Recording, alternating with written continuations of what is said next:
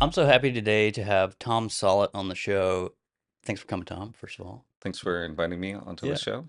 I was gonna say you're the first. Well, first of all, you're a D3 candidate that's running for 2026 election, and you're the first one of the 2026 election cycle in the Portland City Council race. So I was gonna hit the hype button because I probably won't have as many candidates. I think I had like 25 or 30 candidates on in the first round, including Keith Wilson was one of them. But I know that's mayor's race, but yeah, I'm hoping there'll be a little less candidates this time, but I am also super happy that you're running. So, Right. This election cycle is completely different. You've got three people who've already been in office for a year, and I don't think it's going to be as much of a free-for-all.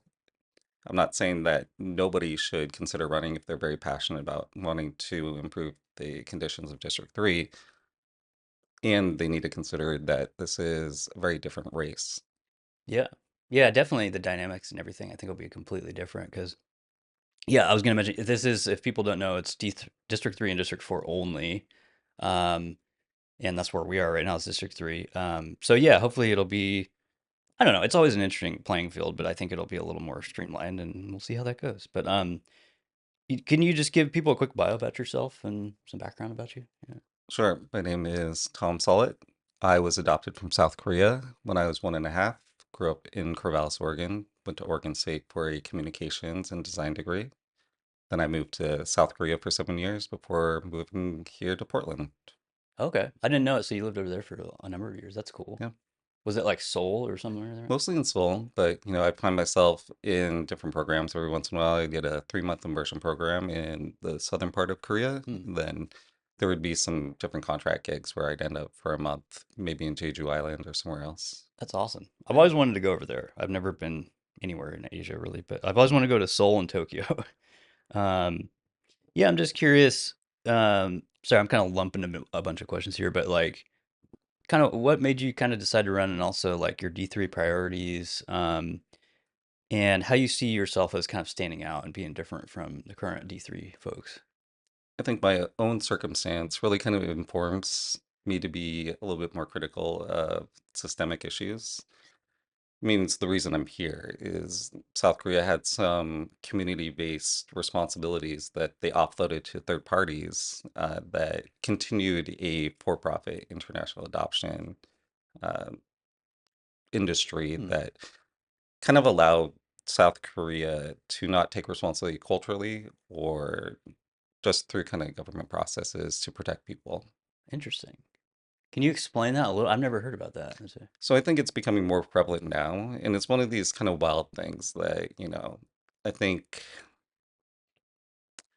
some people talk about when you grow up, you should be the person that saved a younger version of yourself. And a lot of adult adoptees have returned to South Korea to do activism, to bring Mm-hmm. a lot more scrutiny over what happened. I think everyone kind of gets activated that is looking for answers because they'll go to Korea, they'll look at the records. People will sometimes deny them access to the records, Oh, or really? they'll say, Wow. "We know who your parents are, biological parents, but we're not going to share that information with you." Wow. I've never even heard of this. So, Yeah. If you kind of Google it now, it's kind of one of these wild things where every once in a while a president will acknowledge and issue an apology, yeah, but then there's very little follow through. like the president of South Korea. Yeah. So yeah, I'm trying to understand. So they had this program where they basically sent a bunch of adoptees overseas and, So it started post-war, okay. but that was in the 50s. Yeah. But the height of adoption out of Korea was in the 80s. Mm, okay. So that was like the peak of all that activity. Wow. Yeah, I've Hmm. never heard of that. That's really fascinating. Because I knew you were an adopted person, but I Hmm. never heard of this. Like that's really interesting. So yeah, and what do you, as a District 3 candidate here in Portland, that's kind of one of your focuses. Well, I think it's Well, one of these things where growing up in a circumstance like this, you kind of start pulling at strings. You're kind of like this wonderful story that people told you. And you're kind of like, well, why did this happen? yeah, And then you can kind of look at certain things that don't seem to get fixed around here, and you're kind of like, well, why didn't this happen? I see. Yeah. And that's part of some of the background and some of the work I've done is really identifying that you can't really improve the conditions for an individual until you have kind of a systems overhaul. Mm, And unfortunately, or fortunately, some of the only mechanisms are through kind of local government.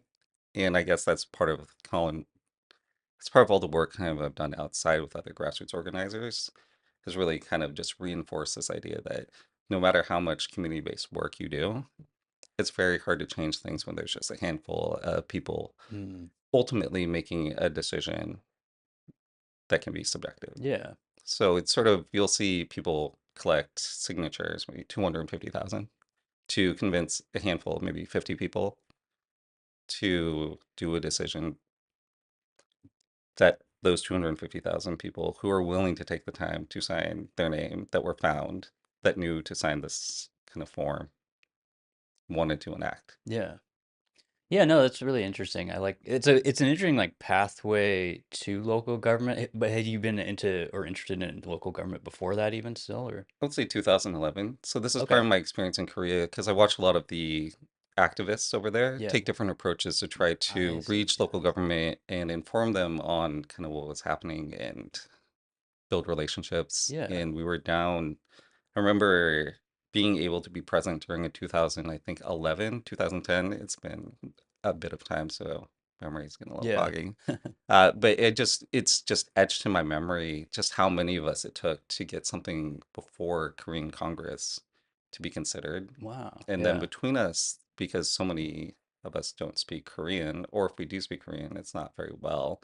We had at that time maybe one person that was really good at speaking Korean, or their Korean language skills were really developed. Hmm. But even then, mostly the communication was through advocates. Mm.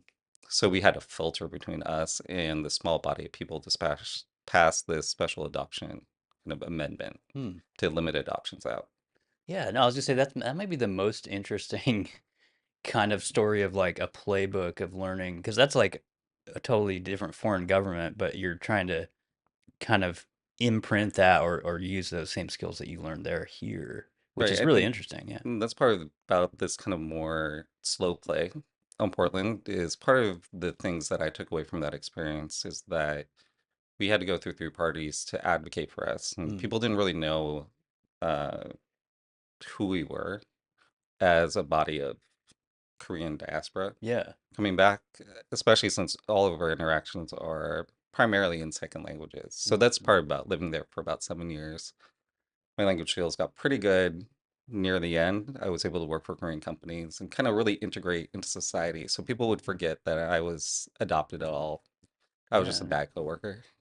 So, and I think that's part of that distance and kind of if you go to a group of people or a community and you tell them they need a change, but they're like, but who are you to tell us to do this? Mm. You don't know anything about us. We don't have time to worry about your problems. We already have all these problems already. We can't tack more onto this. Yeah.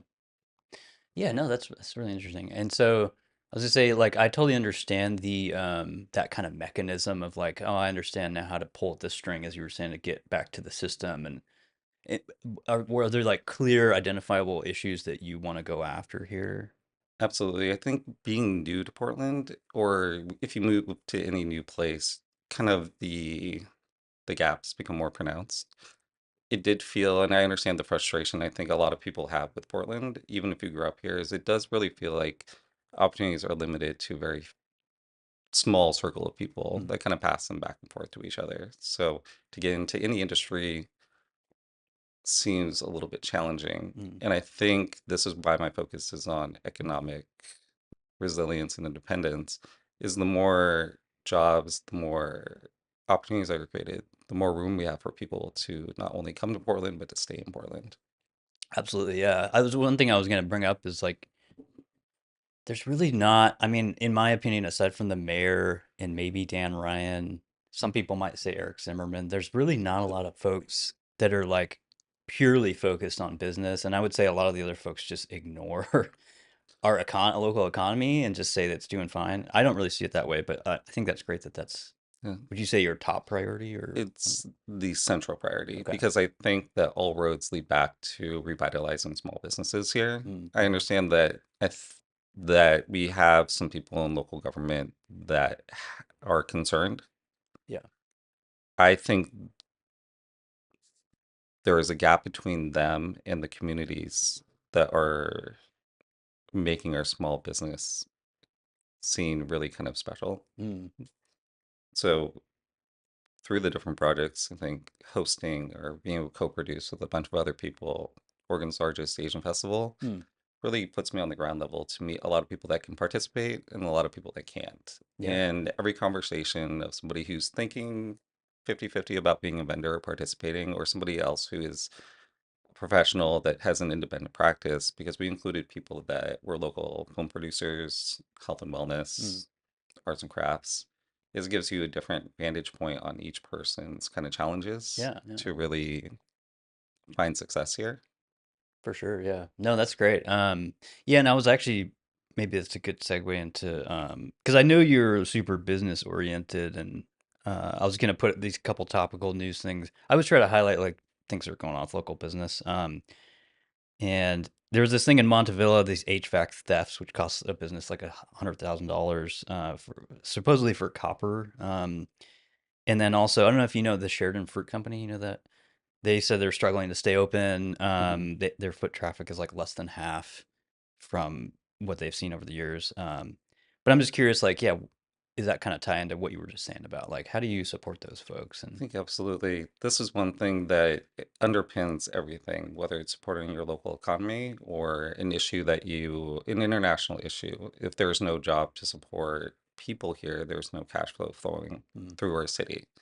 It means it weakens legacy businesses, and it also means there's less foot traffic, creating kind of safer environments for businesses. mm.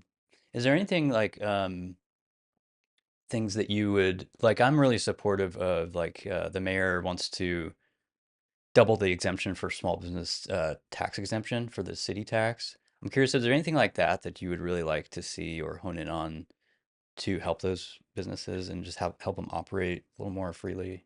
I think right now you're catching me very early in my Yeah. campaign, so I'm very much in this listening phase. Yeah. So what I've been doing is having individual conversations with people that are kind of within and a little bit outside of my personal circle, so I can actually collect what's happening on the ground level and not Sure. just hear about it through the news or Right. secondhand. And I think I don't want to see people as just kind of a salacious news headline or a data point. I need to actually go and talk to some folks to Hmm. really Hmm. understand kind of what actually happened and from their perspective what the solution should look like. Yeah. Yeah, no, I totally get that. That makes sense. Like one of the reasons I put the that first one on here was like the business. I think it was a sewing business, the one that had the theft. But the guy was saying, "Look, I have 6 locations throughout the metro area. This Portland one is the Portland one, and I'm really thinking about just closing this one because I have these other ones that are doing fine." But I see stuff like that, and I'm like, I don't know, yeah, what kind of policy could be even offered. But I think what you're doing is probably the best thing, is like listening to what they would actually want. And Yeah. So I think that's what you're going to see right now is there's a loose platform, I believe in it. But in order to find the right solutions, I think this is the part I think that's really important that we need to do is start activating more community members to provide input mhm, on solutions to the problems that they're facing currently. yeah, Because I think no one's spending more time thinking about what happened to their business than the business owner. for sure, yeah. And a lot of times, say they probably don't have time to go testify at a city council meeting or that kind of thing. I think it takes an incredible amount of time to participate in local government, Mhm, especially when things are scheduled. I I did a bunch of work with small businesses, and that's kind of as brand strategist, as a branding, marketing, design person. mm, And to work around the schedules of certain business owners can be really challenging, even though some things are very important and core to the success of their business. A lot of them are still in their business instead of operating their business. yeah. And for them to take time out is very expensive. Yeah, yeah. Yeah, I know a lot of business owners that whether they've just started being an Mhm. entrepreneur or they've been doing it for 10, 20 years, it's like they're often at their business for like 12 hours a day and it's hard to get away from that. I was curious, like, do you see that as an absence specifically with District 3, or do you feel like we just need more pro-business kind of presence in general? I think if we look at the vitality of our small businesses, we can use that as the starting point when it comes to developing policies Mm, around mm, mm. safety, around houselessness or Mm, people impacted by houselessness, hmm. and just a litany of things when it comes to transportation, everything else. Yeah. So these are it's kind of like I feel the way that I've seen other big cities kind of structured. They structure kind of transportation around their business hubs. Yeah. So there's a stop, and they prioritize kind of making sure that those spaces remain kind of viable for businesses. I Yeah. think Yeah. this is one thing that seems really troubling right now is like I feel like we see a lot of zero sum conversations or talking points, and we need a lot more nuance on what's happening. Mm. And I will say that it seems that Montevilla, I just need to know more. That's all. Yeah. So that's one once again, I just need to go back. Like this really is the phase. Yeah. I Yeah. want to identify these things, hear about them, see if I can get in contact with these business owners, Yeah. see if they I think have you get their personal lived testimonies on kind of what sure. they think the answer is. Yeah, I would say that's totally fair too, because it's even last election cycle, I had a couple people on this early, and it's extremely early. And I was gonna say I'm such a nerd about it. I'm on Orstar and the small donor program, anywhere you can see the new people coming in, and it is really early. I'll just say that for people listening. I think But I think as it's a new candidate, I think the people who are running for reelection, they already kind of have these platforms that they've been championing and hopefully developing as they're kind of really adjusting to this new hmm job hmm that they have. yeah, they have that established nameability, obviously, in Yeah. policy and all that. So yeah, I don't know. I would support anyone jumping in early because I don't know.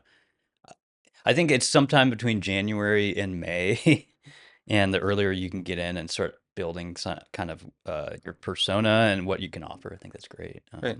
I think that's mostly what's happening right now is figuring out what I can offer. So when I reach out to different people, so I reach out to so just even my day to day, I've spoken with a couple nonprofits that kind of have inherited these spaces and they host events and programs. Yeah.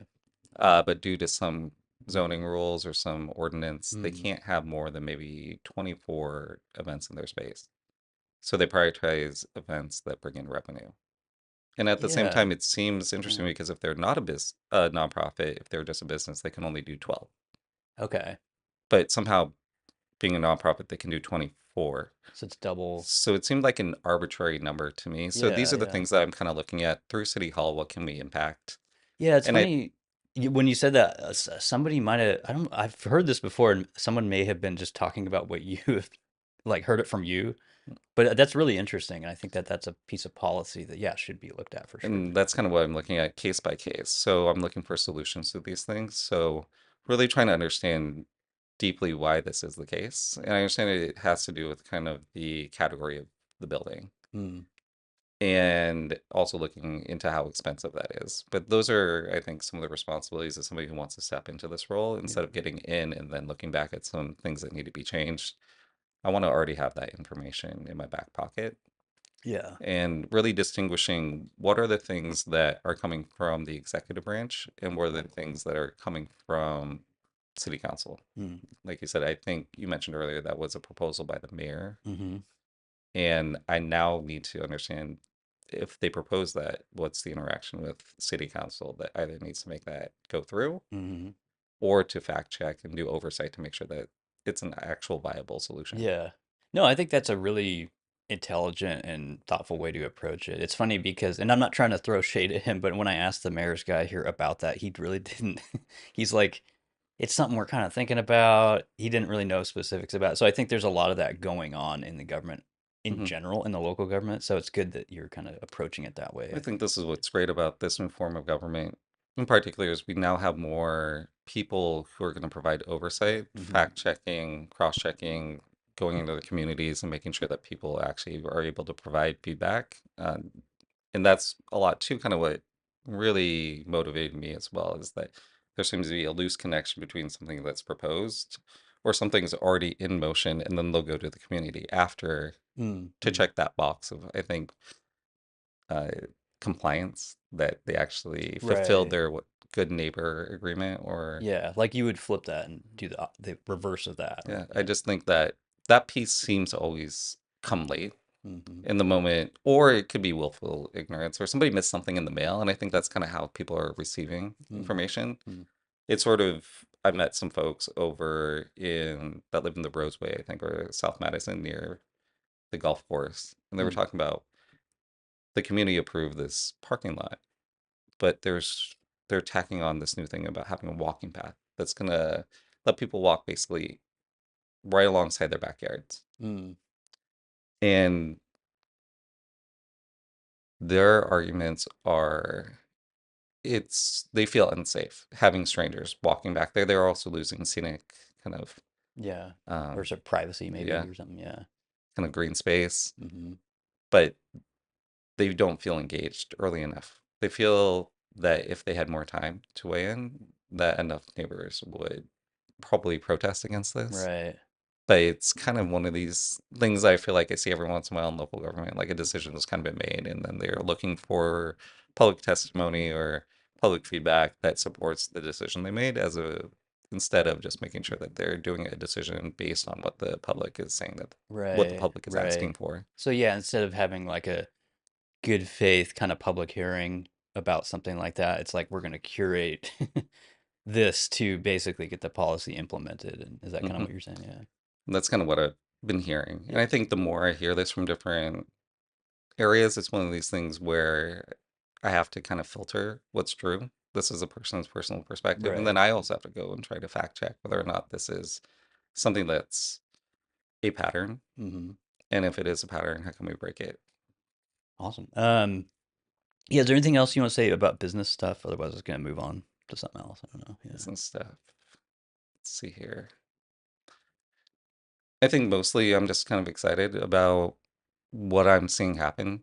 So you live really close to the Arletta Triangle. So Hmm. these are the things that I'm discovering is people are coming up with their own solutions to their own problems in a lot of community-driven projects like the Ankeny Rainbow Alley. Yeah. And that Kernside Business Association, I guess, started in 2024. I crashed one of their meetings and they were talking about all the cool things they're going to do this year to activate the space. They get to do their first street fair closing off Mm. 28, hopefully. But it's just small things like that Yeah. I am excited to see just how much agency people are enacting to try to improve their own conditions. And I just want to make sure that I'm lockstep to see where are some areas that we can provide more guidance Mm. because a lot of people have street fairs. So how do we make it easy for somebody new to activate their street? Yeah. And I think your events background definitely Mhm. probably helps with that. That's interesting that you're I am saying, pro event, yeah. yeah. No, it's interesting you're saying, so you're saying the Kearns Business Associate or what? Current side. Oh, it's called Kernside. Hmm. They just started in 2024. I believe so. Okay. Yeah, very new. But current side is also when I'm looking and doing my own data collection, is is one of the densest neighborhoods, that and Buckman, Yeah. for businesses. I still haven't gotten through the entire list, but I've seen there's like over 400 like schools, businesses, Yeah. parks, like features for that neighborhood. I was thinking it's got to be in the hundreds. Hmm. Yeah.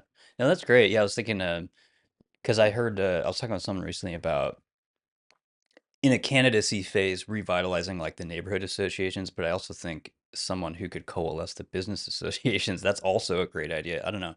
I like that kind of um, sort of gathering of folks and yeah. Well, I think this is part of process. And some of these things that I've done is I personally don't think I can critique something unless I'm going to give it a fair shot myself Mhm. on my own dime, in my Yeah. own time. Yeah. So I remember what really kind of got me going on feeling like there wasn't really good faith outreach is when the state transferred to the city for 82nd 82nd. Avenue. Yeah. Yeah. And I just remember being in a meeting and it just didn't feel like the enough people that were local were able to participate just Mhm. based on timing. So I instituted my own survey in partnership with a local business. Oh, nice. Yeah. And we reached over, I think, 300 residents, Mm. almost 350 people total.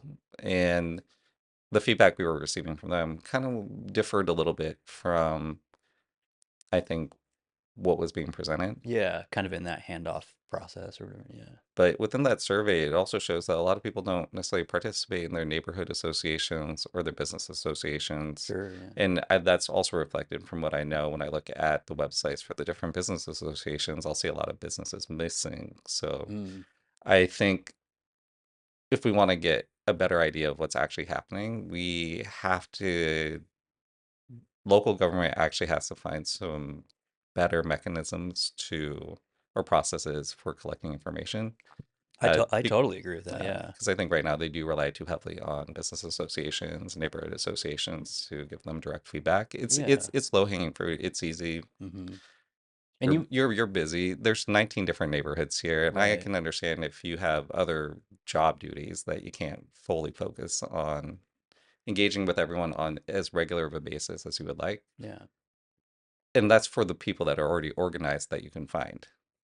Uh, but that's going back to that is what is this business association structure? What's the lack of incentive for people to join? Hmm. And the more that we can, like you said, get people excited to join neighborhood associations or business associations, that they're really going to get something back from that, Hmm. some benefit. And if they're doing it as well just to join to be participating in civic life, that they feel like it's actually making an impact. Right. By participating, they see some kind of change in there.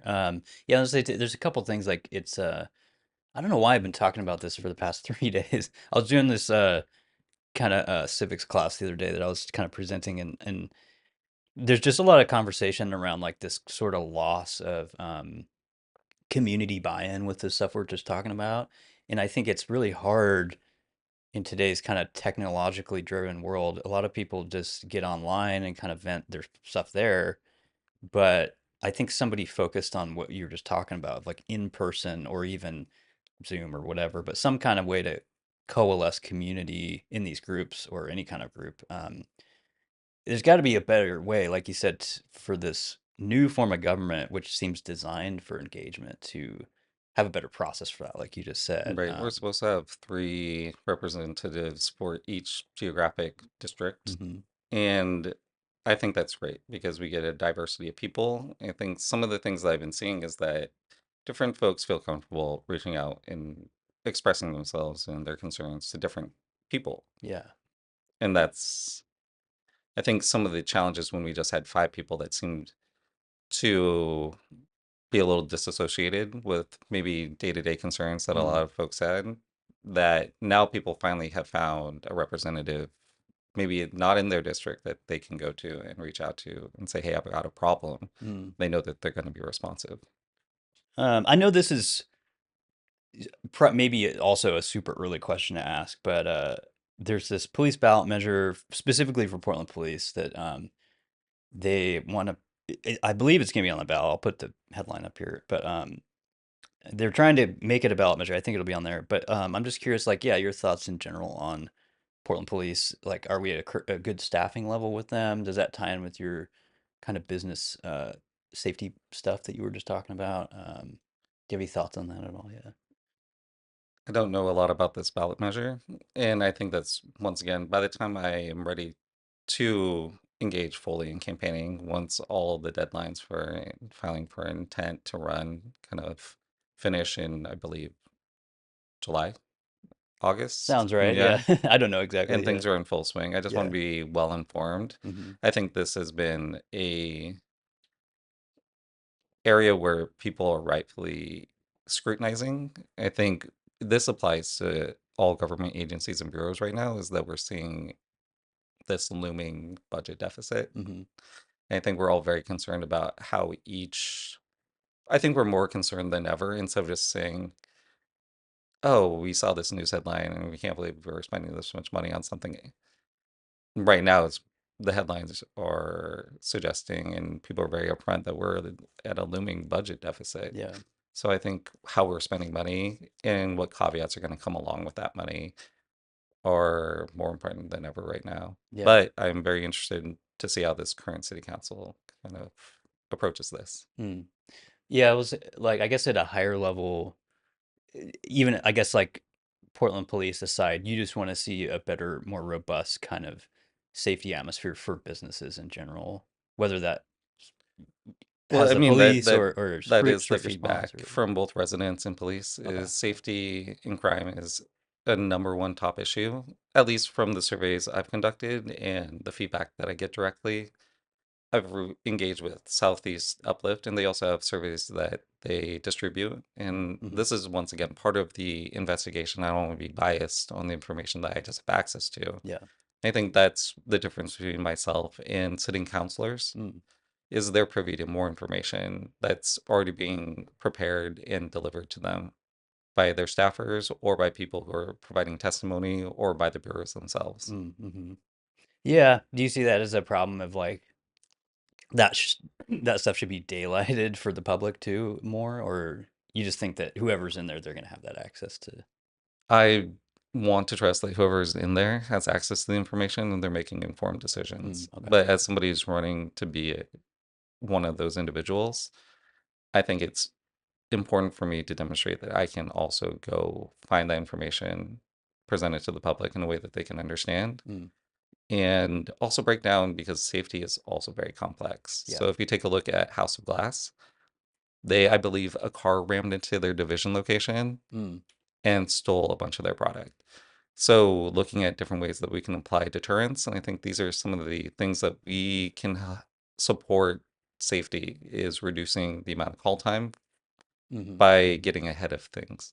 So, if we know that high risk retail stores, this is the method people are using, mm. creates a lot of call time for the police have to go engage. Insurance goes up, distress. It's a lot of it's a lot of wasted It's a lot of resources. it's a lot of Yeah. resources that I think once a problem has occurred, how are we working quickly to implement some strategies to prevent that same Yeah. Makes challenge from sense. happening? Yeah, I was gonna say, and this is maybe a dumb example, but I always think whenever I hear like preventive or preventative stuff like that, which I learned a long time ago making animated explainer videos for the insurance industry, that both of those words work, I guess, preventive or preventative. But Yeah. I maybe, mean, most of when it comes to safety is deterrence yeah. and that you're trying to implement. And that's, I think we've seen people hand out kind of cameras for businesses, and Mhm. this is part of having a better, kind of broader approach to safety. Yeah. Yeah, I was saying the dumb example I was going to point to is like, if you, I'm not trying to promote the dentist industry, but if you go to the dentist once a year at least, you're probably gonna have a lot less problems that are way more expensive in the end than if you do the preventive care. Same with your doctor and all that stuff too. And maybe that's a dumb example, but you just made me think of that for some reason. Let's see here. Yeah, do you have any general thoughts on this first year of, I guess, the entire city hall, the mayor, the city council, and also just the new charter? Do you have any thoughts on that? Yeah. Well, I think what I'm getting right now is a crash course on what that ecosystem looks like. And I think I'm not the only one. The mayor, the city manager, city administrator, city council, I Yeah. think everyone's learning this new dynamic, Hmm. especially since we went from a group of five that ran bureaus or did oversight and Yeah. managed individual bureaus. The style of communication has to be different. The cooperation has to look different. And I think this is one of these things that coming in as a candidate now, those are the benefits is I get to see the learning Mm-hmm. curve. Mm-hmm. And I want to make sure to pay attention right now so I can be educated by the time I come in to see some areas of improvement. But what is interesting, because I've been going to City Hall recently and just making the time so I can see the dynamics and communication styles of different individuals, different people trying to influence local politics. And it's been fascinating. And I guess I'll take this time as an opportunity just to mention it's sort of, I think people have found different ways to try to, I say, what's the word? In a negotiation, you're trying to convince somebody to make a decision Sure. Yeah. and Persuade. persuade Yeah. being having a persuasive argument. And I think there's an interesting kind of combination when it comes to like public opinion and people that may want you to do one thing or another. And I'll say this outright. Which camera can I look at? This is your camera right Oh, here. this is my camera Yeah. right here. I mean, that one also, that's a wide shot, but yeah. So even coming onto a podcast like this, and I'm very aware that people have their thoughts about it. And I do want to acknowledge that I hear their concerns. I did see some of the people that have been interviewed on here, and I do agree with them that some of them are problematic, and they're concerned that the base may be low vibrational or negative or hateful, and or associated with people connected to unsavory language. And that actually makes me want to come on to a podcast like this more Sure. because Yeah. just in case that we're finding these different echo chambers, these loops of conversation, these thoughts that push people to do anonymous names on Reddit or 4chan, Mm-hmm. maybe go some dark places because they don't feel like anyone's paying attention, they're being ignored, written off, then it gets really bad. Yeah, And I'm on here mostly just to make sure that people understand that I'm trying to keep the door open to conversation. for sure. Yeah. Whether it doesn't matter your views on politics or where you're coming from or what implementation, if you can't have an open door to talk to the people that want to represent everyone in Portland, Mm-hmm. I think we're going to be in a lot of trouble because we are in extraordinary times. Federal overreach, we already saw it. We're seeing it happen in another state. The idea that it might not come here as well is absurd. Mm-hmm. And if we don't come together and get prepared, we're going to be caught with our pants down. And unfortunately, I do feel like that's kind of been the experience with Portland is that it's been such a reactive place. A Mm-hmm. problem happens, then we react to it. And I hope that doing all this preparation, as somebody who hopes to be in city council to represent the people here, that I can see the problems before I get in, see the solutions, see people proactively finding solutions. And I think this is this hard part about such a limited funnel to access people is that if you don't know somebody, it's Mm-hmm. very hard to think receive the help you need. Yeah. But that is all. Yeah, no, that's great. I was gonna say it's funny because that kind of ties in. I don't know if it's perfectly, but it's like I've always said, anyone's welcome on this show, and I have it's one of the reasons I get a lot of flack for when I have people from both sides of the political spectrum on the show, that I kind of treat them the same way. Like I had kind of, I don't know if it's famously, but I had the guy who flipped from an R to a D to pass the famous ODOT bill, which has now been uh, through the referendum process, and it's also failed to be kind of revoked by the governor through the attorney general opinion. But anyway, he came on here, and I treated him just like I treat everyone else, Well, and it's been said before. I think Councillor Canal mentioned during the entire election process yeah, to elect a new council president that people need to remember that people in government are people. yeah, And I hope that they also remember that everyone here is a person for sure, yeah, and no one's spending all this time to try to reach somebody to compel them or to come give testimony or to raise a concern or to scrutinize an action taken by somebody in governance. Uh, I think from a solely malicious intent. yeah, They're concerned they want to make things better. yeah. Well, I was gonna say one thing too is like I stole this from Bill Maher, but I've always done this as an in-person show, and I found that there's an old saying that's like even your worst enemy is the devil until you meet them in person. And that's what I've found here. Like most people are generally nice people, especially if you talk to them in person.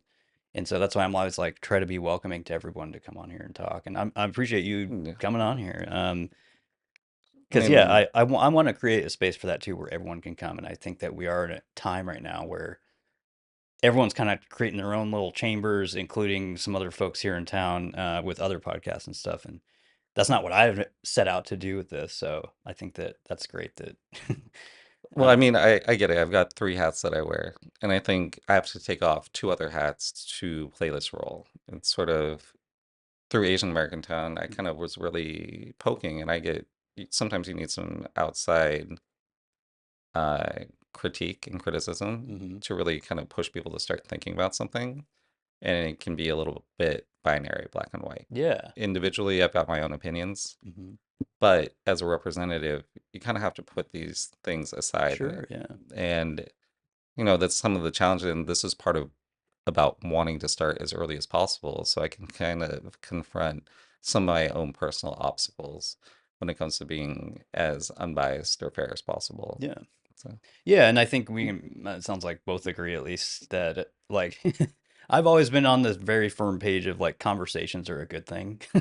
Like I don't think everyone in Portland is on that, but there's a good amount of people who yeah. believe that. So, um, let's see here. Yeah, kind of in the same vein of the new city charter, I've talked a lot about this OGEC investigation that's going on. It's the next kind of step in that process is in May for the Peacock block of the city council.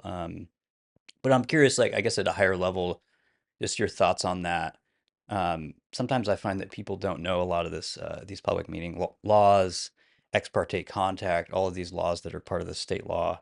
Um, but do you have any thoughts on that? Do you think that we need better kind of visibility into public meetings with the city council? I'll just make this one comment is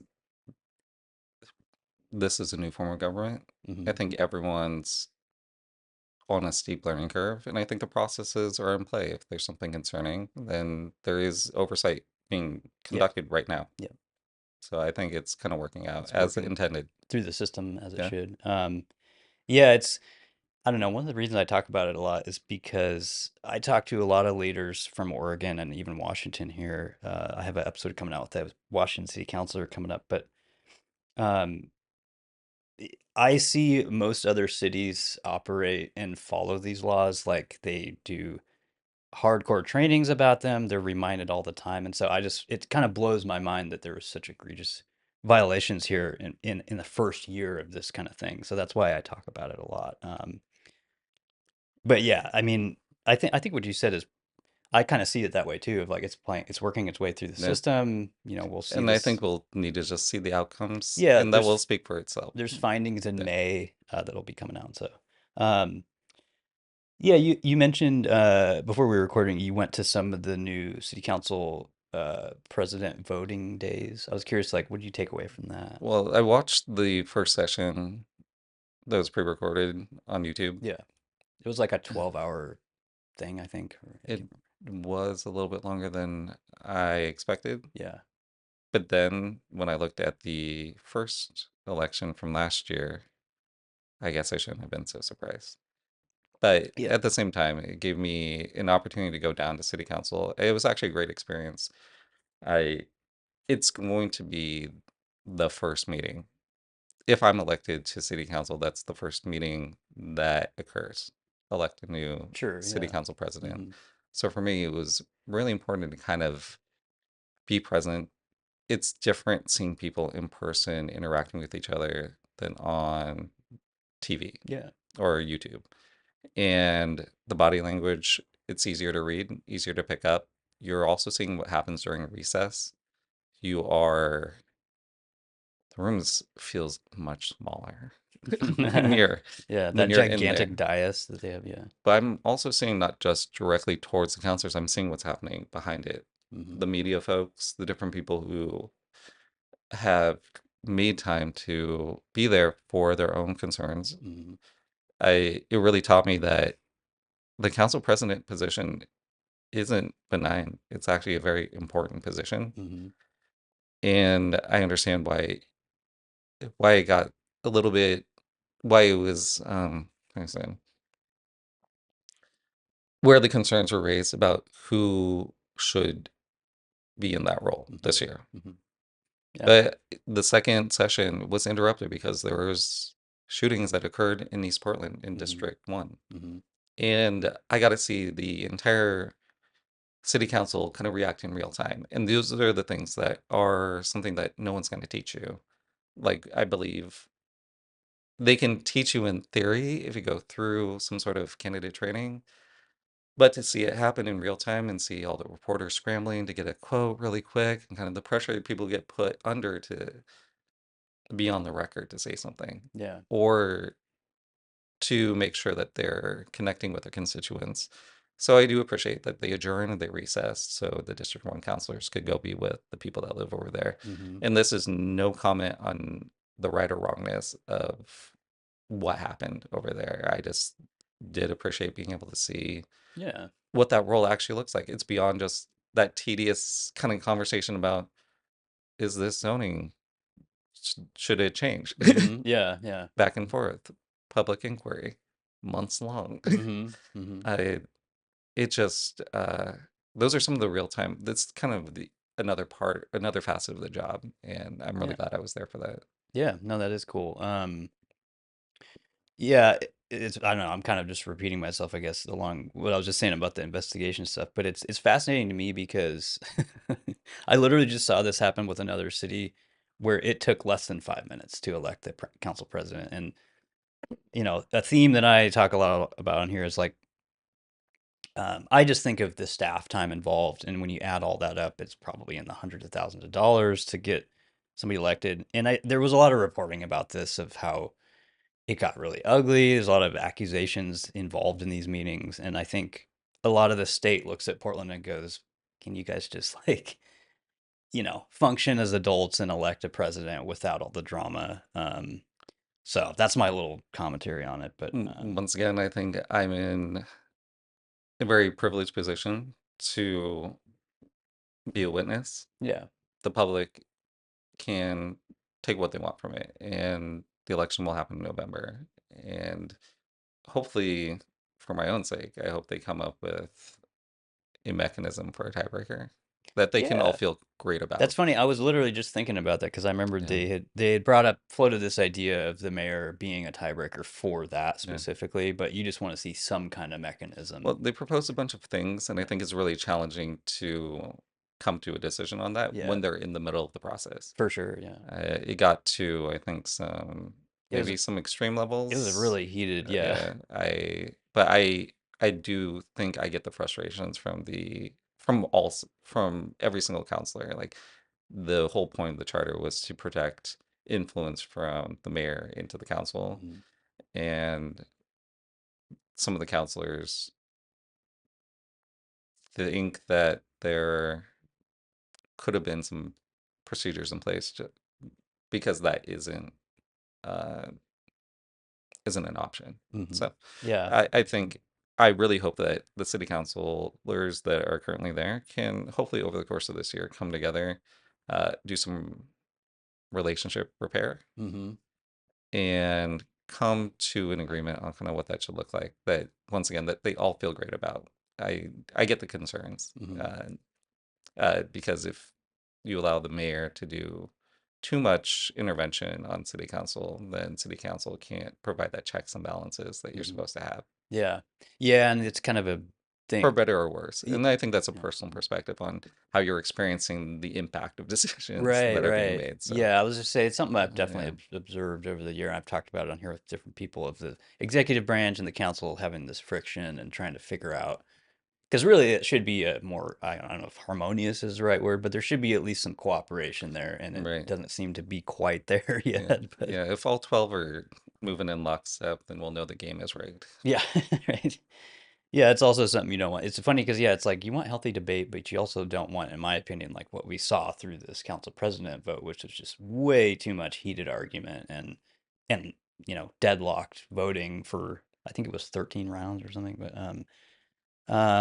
let's see here. I have one more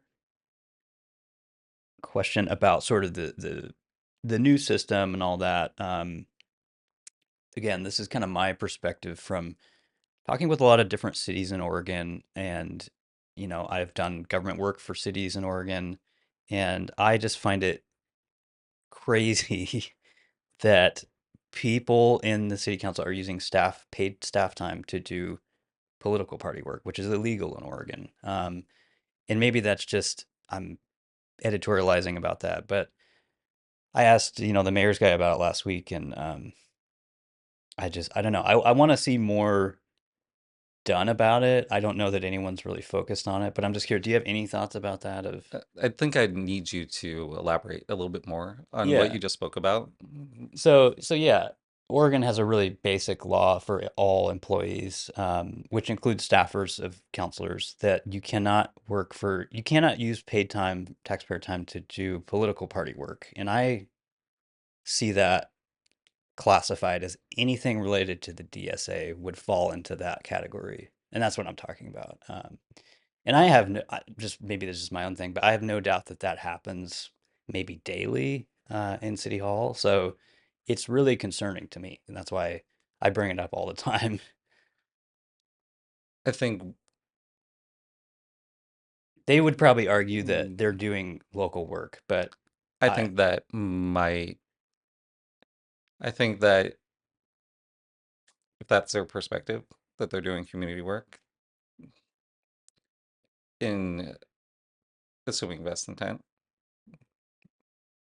that's the position I'm going to come from for the city council. yeah, And I think it's up to the people of Portland to just pay attention to make sure that that work is resulting in the public benefit that we are supposedly paying people to be in yeah, governance for. yeah. No, it's a fair answer. I was gonna say it's a really I'm asking you a really legal Yeah. kind of threshold question because But this is what's great is to me personally is that I'm talking with you.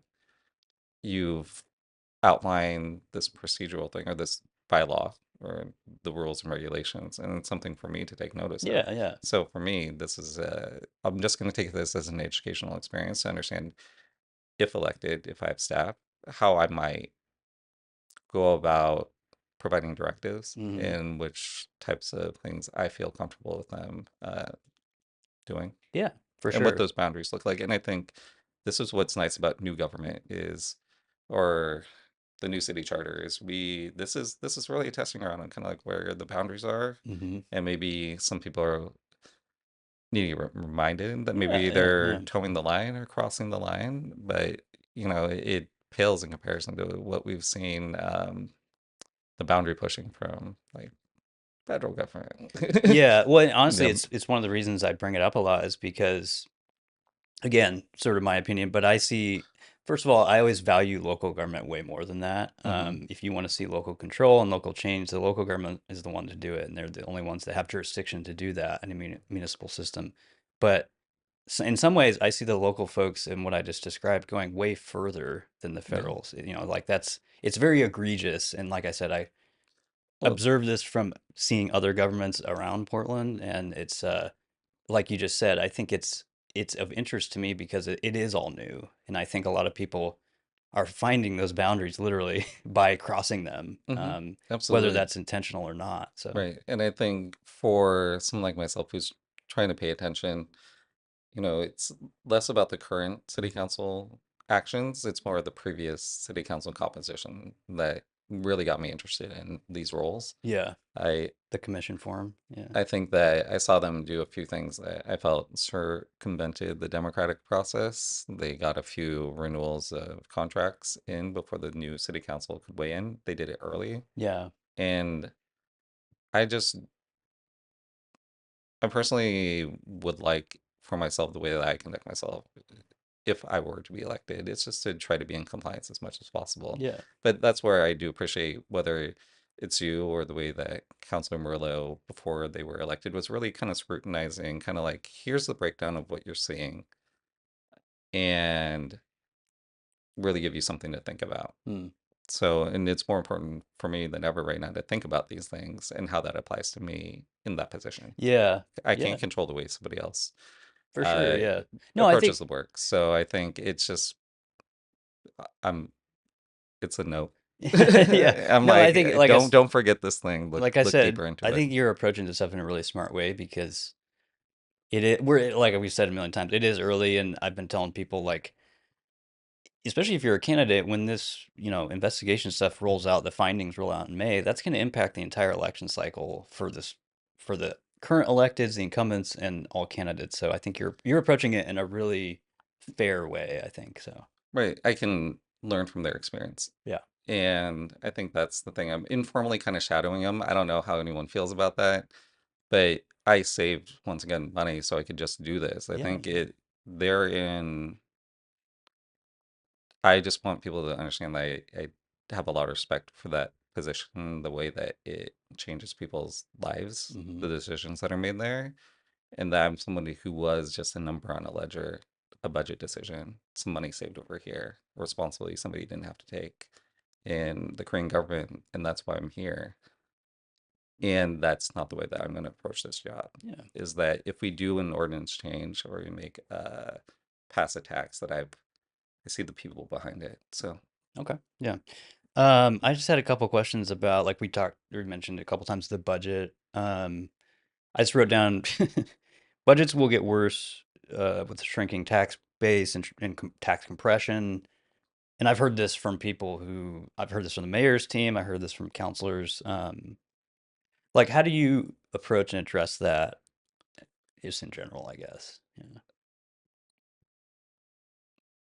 So I think I'm going to be, unfortunately, it's kind of wild to come onto a podcast like this because I feel like I will be walking out of this wildly unpopular on like two different sides. Hmm, hmm, I hmm. don't believe the answer lies necessarily right now in downtown.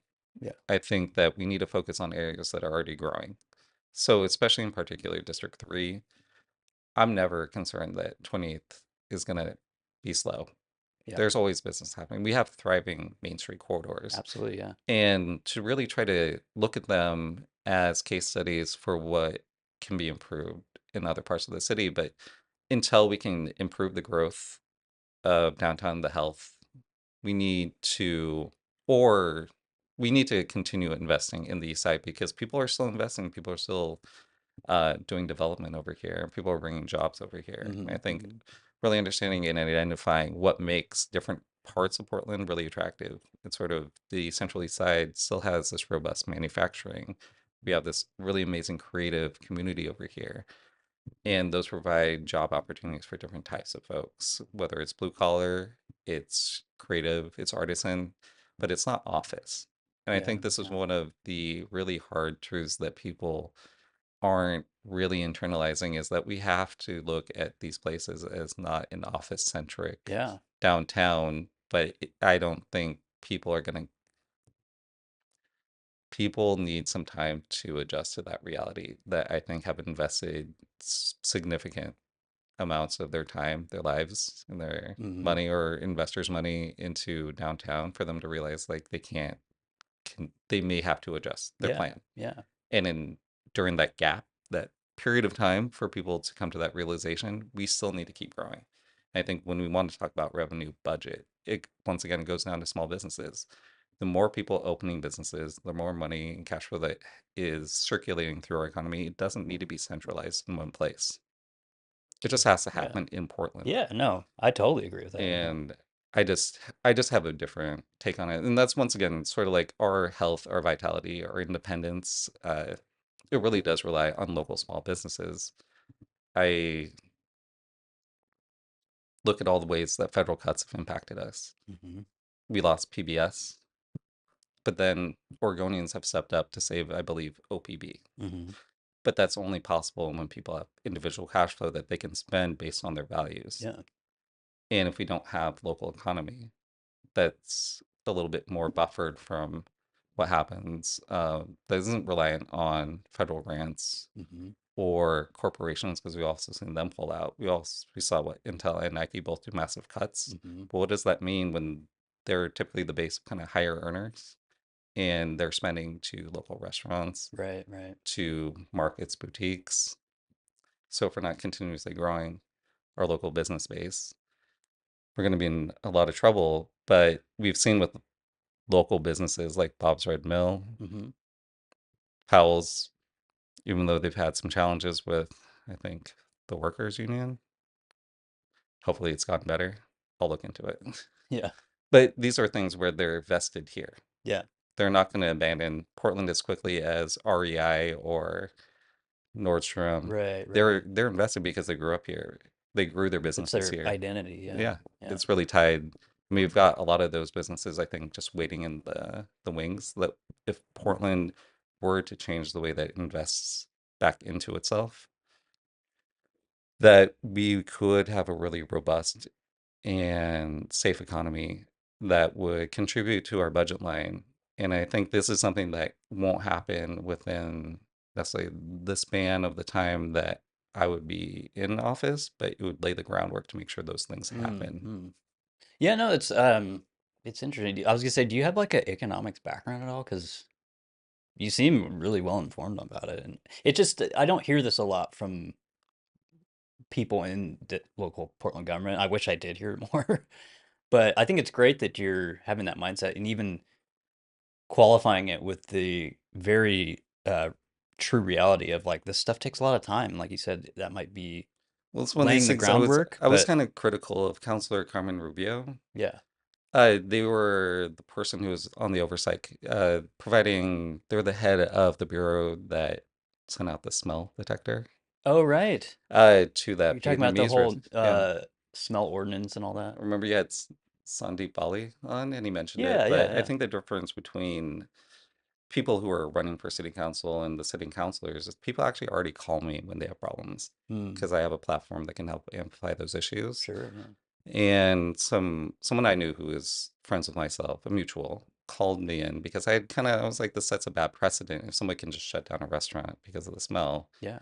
And those posts kind of performed really well. So they're like, oh, hey, can you come join and be closer to this team that's trying to help this business owner? And I got a little frustrated because I was like, well, this happened early in the year and still nothing seemed to happen. And if it happened, I wasn't really aware, but also kind of looking into the procedural process of doing things the right way. Yeah. And I think we're getting flooded with news about people kind of in government pushing things through the wrong way. Mm-hmm. But the procedure to get that changed for all restaurants literally took the entire year. Really? Wow. I don't know if there was any other way for them to speed it up, but that also tells me a little bit about the pacing for if you want something to Right, change right. and to do due diligence. And I think some of the counselors have questioned people during the last budget session. What was your process to reach out to the people impacted? And can you provide evidence that you've spoken either with this bureau or these employees Mm-hmm. or the communities that, if you're going to do something with parks or maybe reduce service for tree maintenance, that you have evidence that you did proper outreach. Yeah. And Robust that slows input. things down. So, Yeah, yeah. Yeah. unfortunately, and I think that's how do we pair urgency? Take a look at what the current procedures look like and can we kind of accelerate some of these things? But the reality is it will take years. Yeah. No, it's just it's refreshing to hear that sometimes because people I think when they want to sell something politically, they don't really tell you that. But government can move at a glacial pace and sometimes it's for a good reason, Hmm. having, public hearings and input and all that stuff and Right. but that's fascinating. I didn't know you were part of that kind of that issue. I remember when that was going on and it's just like code enforcement with odors is such a weird area, and I thought that whole thing was ridiculous, but that's fascinating that you were Well, kind of helping them out in that. it was more just kind of helping amplify Yeah. what was happening, but it also just allowed me, I'm like in a group chat with like the owner Okay. during that time. But it's interesting to see all the different people that kind of appeared Hmm. during that period of time to try to help in their own way, Yeah. for better or worse. It just was unfortunate that we couldn't see any real outcomes that would help him Really. Okay. at the That's what I was time. gonna ask. What ended up happening with that? I thought there was something like they did change the city code, but I don't They remember. did change the city Okay. code, Okay. and unfortunately, as the impacted party, the only way for him to, I don't even know the resolution on this right now. Mm. I believe he's now has had to take legal action against the city. Okay. Okay. And this is part about also getting ahead of problems is that it will save us money on our budget line Right. ultimately, Right. is if we are reducing the amount of frivolous Right. um, Legal action. legal action Yeah. that, people shouldn't have to take in the first place. And just taking a look at things that make sense or don't make sense. And yeah, maybe it helps our budget line a little bit here, but is it also preventing us from getting greater revenue over here? Uh, I mean, a lot of things, I mean, when we talk about budget and small business and things that take forever, I mean, you can look at the Doug Fur Lounge. Mm. It's been 2 years. But when I spoke to some people, I guess, and look at the articles, they're tied up in like four different departments, Okay. Permitting or something or permitting. yeah. And it just seems kind of interesting to me that something that to me was such an icon Yeah, so of that's our like Portland part of culture Portland's that character. Yeah, there wouldn't be more advocates within local government to help push that forward. for sure. But I think we're seeing right now this year is more action, I believe, from counselors to be able to pay attention to their geographic location. Year one was like a real steep learning curve. So I'm hoping that Yeah, yeah. through my campaign, what I'm going to do is start drawing a circle around these things that I think need to get fixed Yeah. or be addressed or paid That's attention a to. that's a great example. No, yeah, I actually didn't know that. I had one of my old roommates used to work there back when it was still, you know, Yeah. because they've been messing with or remodeling, I guess, for a long time. And but yeah, it's like it's such a core part of Portland's character that I'm surprised that that's Well, it's interesting to see which developments seem to be able to kind of move forward right. quickly. Yeah, Some don't. And I think this is the thing that I'm also hearing about every once in a while is an exception was made. right, right. That kind of And weird nepotism yeah, with businesses or whatever. well, Yeah, I think that's where a lot of people rightfully come up with these kind of conspiracies is that you'll hear about something. You're like, well, why did this happen right. like quickly? And this other thing seems to be taking for years. Mm-hmm. I mean, there's more nuance than that, but I'm trying not to be as kind of disappointed or upset about it. Right, And right. really just taking a look at that. If an exception can be made once, it can be made again. Mm-hmm. And maybe we can make that the norm. Yeah. So if there's somebody who's getting a pass on street permits so they can throw their street fair, maybe that can be the norm so we can start activating more of our streets, Yeah. making that more accessible. So that's one less thing that somebody has to worry about. Yeah. And it gets people on the street. They can worry about the planning, the promotion, getting more foot Mm-hmm. traffic, more Mm-hmm. businesses get supported, more money flows through. And I think that's the thing is that local governance has to has to be more proactive in making sure that these things are able to move forward. Yeah. So Yeah, I was just gonna say too, like, I really like that there's kind of two things going on. One is like these, at least from what I've heard you, like this preventive kind of approach to save cost. mhm. Like we talked about a couple examples of that. And then also, um, yeah, this this really kind of fair approach to businesses, like we just were talking about with But not we're favoring one or the other, but using that to help the budget in general. I think those are two right. really good. Well, it's sort of the costs for certain businesses that got tied up in permitting process. Hmm. I heard one basically they had because the cost of goods during COVID jumped, so what they Right. projected doubled, and for a small multi-generational business that could bankrupt them. Right, right. And I've Especially if your seen how margins are, yeah, yeah, super thin, yeah, and that's normal with a lot of businesses. I right, think that people when they're going about their daily life don't understand just like much how much of a risk all these small business owners are yeah, taking just to try to like do something that feels right to them. mm-hmm, And I've seen such positive results from spaces like that. Like I've seen, yeah, I just try to imagine that space didn't collapse because costs exploded yeah, and all yeah, the really amazing things that happened in that space afterwards that wouldn't have happened. All the people that met through that space that went on to do other things mm-hmm, that would not have happened. And I mean, that's kind of the centerpiece. It's like small yeah, businesses convening. We need more spaces that allow people to get together. And those are the kind of the bedrocks because you don't really get like a rainbow ink in the alley without the small businesses that are kind of like right near it. mm-hmm, So the kind of public third space is kind of supported because of the small business activation around it. yeah, So yeah. No, I was just I like all that stuff. I think it's yeah, the budget's wild. So I'm looking forward to watching how the current city council kind of approaches that. I mean, the budget shortfall is significant, and I think what I hope less from city council is that every bureau takes responsibility, that this is a shared budget, mm-hmm, not just their budget, yeah, and considers that everyone in local government, whatever department or agency you're in, you are answerable to also to try to like make sure your employees stay employed, your services continue, but also the fact that everyone has to tighten their belts at this point. right, And it will be interesting to see how people respond to the choices that are made because I watched what happened last year and it was very disappointing to see um, such a profound, I felt, lack of compromise. mm, yeah, yeah. I think that's a fair characterization. Yeah, no, that I think you got a lot of good ideas in there. Yeah, there was something I was going to mention, but Oh I yeah, forgot. other things. Once again, to go back to all roads lead to small businesses. Uh-huh. One of the projects I'm advocating for is over on Sandy in 28th. So if have you driven up Sandy lately?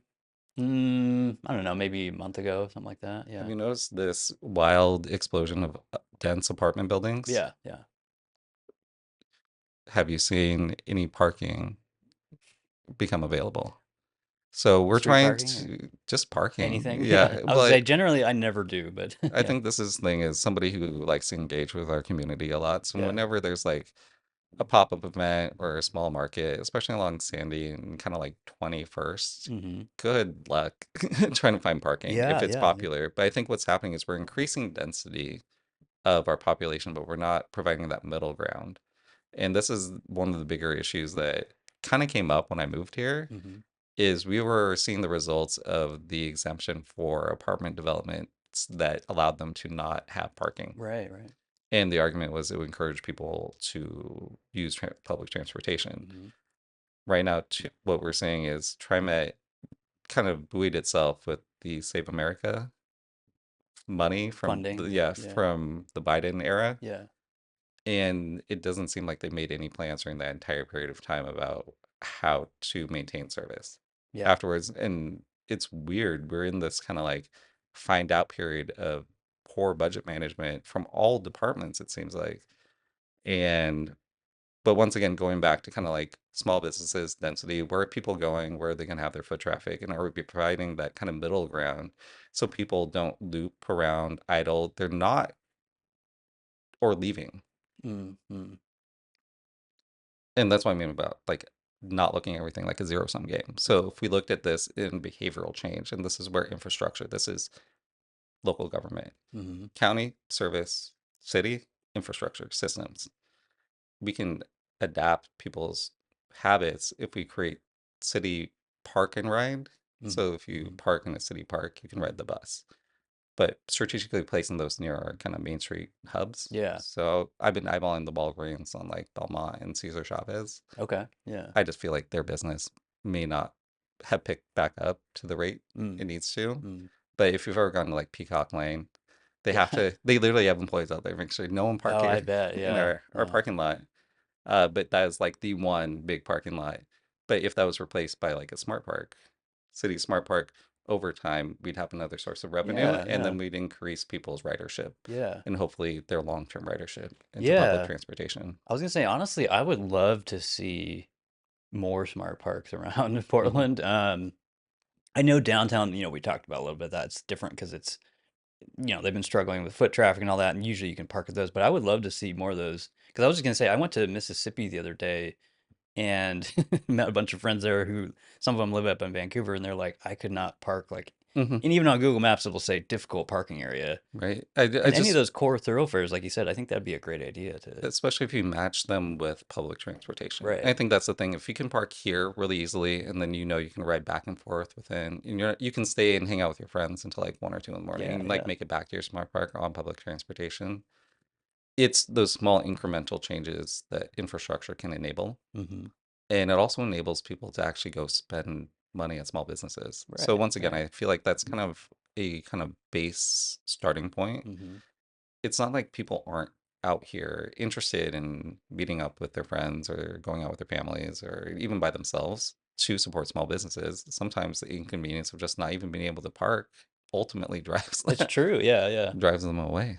Yeah, no, I'd say I've heard from a lot of people who that's why they go to Washington Square or some of these other places because there's gigantic parking lots and they have all the shopping there and stuff you can Hmm. do. And this Even is if a it's 20 miles away or whatever, right, because I've seen the street fairs, and that's what I mean about like I've spent all my time just benchmarking other people's big events since I had my own. And these are the challenges is suddenly you take this area that's used to having capacity for a certain fixed number of people, Hmm. and you're trying to like times it by 100, 1,000. Right. And it shows the stress points. And that's also kind of what COVID did. And when I look at that, I'm like, oh, this is something that happens, but it happens so kind of maybe infrequently where we see like that big kind of pressure Yeah. that it happens and we forget. But if we can get ahead of these things, I mean, one of the other parts of town that needs a smart cities smart park.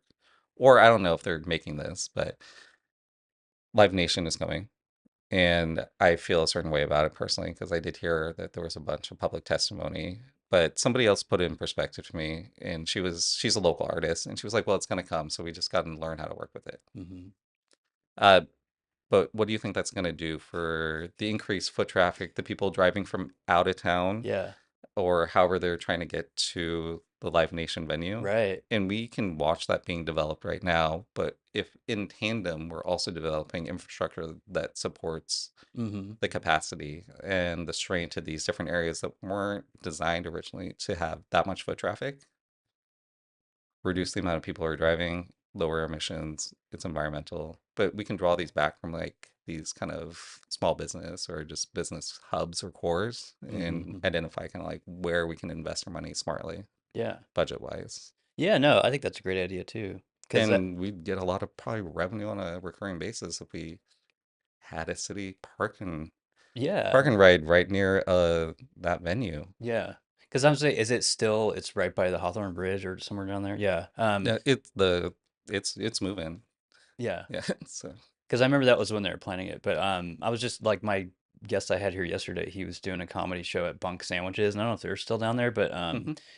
as I was thinking, like what you're describing, you could see how that really, it's not just helping the Live Nation venue, it's creating a whole new neighborhood that has tons of businesses. Right. And we need to prepare for that because if the OMSI district goes forward, it Yeah, is going forward. right. Uh, I believe that's a TIF district, I think. Yeah. there's also a TIF district, Yeah. I believe, being created. The Central East Side is like an entire thing. And if you kind of like go closer and look at it, we're going to see this wild development on the east side of the river. Hmm. So Albina Vision Trust, the Right, 1803 right, project, right. it's all All the going to way up connect there. down to Yeah. Central East Side, Produce Row, is massive kind of like entertainment district. We got 45 East, Portland Night Market does their thing every once in a while. Hmm. Hmm. And then that's kind of like you see the strain on kind of infrastructure. Live Nation will go in, and then OMSI. Yeah, So if we're not preparing in advance for that means we I just think that's part of the responsibility of us as a city for because sure. once Yeah. again, if we really define the role as we're creating the infrastructure in the system people can live in and do well by, Yeah. Well, where yeah, yeah. people I feel are making they're either making plans that are 50 years in the future or 25 years in the future that may not even help the people that are here right now. Mm, And I feel like it kind of gets deflected as like, well, that's just urban planning. Or we can look at these kind of intermediary projects that can have impact that's keeping pace with the development that's happening. mm, mm, I guess that's also why I was bringing up 28th and Sandy is if we're having all these apartment buildings coming in, can't we also tie in these agreements with developers to help them contribute to better crossings? mm. Because I've met with some of the folks nearby and they said they've seen a couple fatalities. Yeah. But this is where we're kind of like density, where are people trying to go? They're like, all these people are living in these apartments and they're trying to go to 20 in Hmm. Burnside or Hmm. 21st and Gleason. And they're doing that because there's no real parking and they're Mhm. on foot, probably. Yeah. Especially if something gets really, if there's a special event or something happening, then we have an increased number of people driving, increased opportunity for traffic accidents. Yeah. And people also just speed up and down Sandy. And I've heard different solutions. Hmm.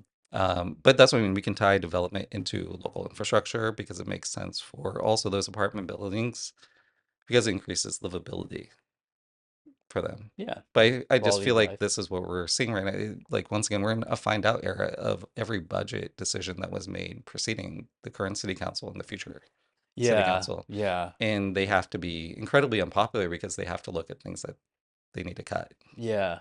It is. And that's something that I don't think anyone really realistically wants to address. But yeah, I don't know. You just made me think that some of the previous decision making, and I've said this, I think, once before because I heard it from, gosh, one of my guests. It might have been the economist I talk to all the time, but uh, like I just always think of these debts that these bureaus have. I mean, Peabott's is the largest, and I've said a couple times, I think that started in the Sam Adams era where he decided to defer street maintenance on major thoroughfares just Hmm. in general. But Yeah, that's another kind of looming issue that the only one I've heard talk about that is Dan Ryan and talk about we need to start at least thinking about how to tackle these major maintenance deferrals from these bureaus because I mean that the PBOT one's in the billions of dollars and it's just kind of unimaginable. Well, same with like park infrastructure. And I Right. Yeah. remember I was with one of these people I know, he's really into the mountain biking community. Mhm. And when that park opened, we went out there, rode bikes, and I just remember how important that was to the people that were connected to that community. But then I look back at what I'm hearing now in the news, and they kept creating more and more parks without Right. knowing if they had the budget to maintain the infrastructure long Mhm. term. So Mhm. they kept adding. I guess maybe I'm misunderstanding what I read, but they kept adding Yeah, no, that's totally right. Yeah. without, Because the way SDCs work with park SDCs is you yeah, can only use that on new capital projects, which are new yeah. parks. And so they'll build a lot of new ones, but then they don't think about the maintenance side of it. And So the development isn't keeping up with yeah, the but support I was of just the saying that because infrastructure. I don't know. It's again kind of refreshing to hear you say kind of this. You're thinking about like master planning, and I guess you maybe call it urban planning, but I don't really hear a lot of that going on from current electeds or even other candidates. Like it's good that you're thinking about it, I think. Well, I think this is the difference between, I guess, what sets me apart, if you're wondering, Yeah. is the background that coming into this campaign with. The merits I have are ones that I have done on my, well, not on my own, but in cooperation, but I didn't have a job. No one paid me. No one gave me a role.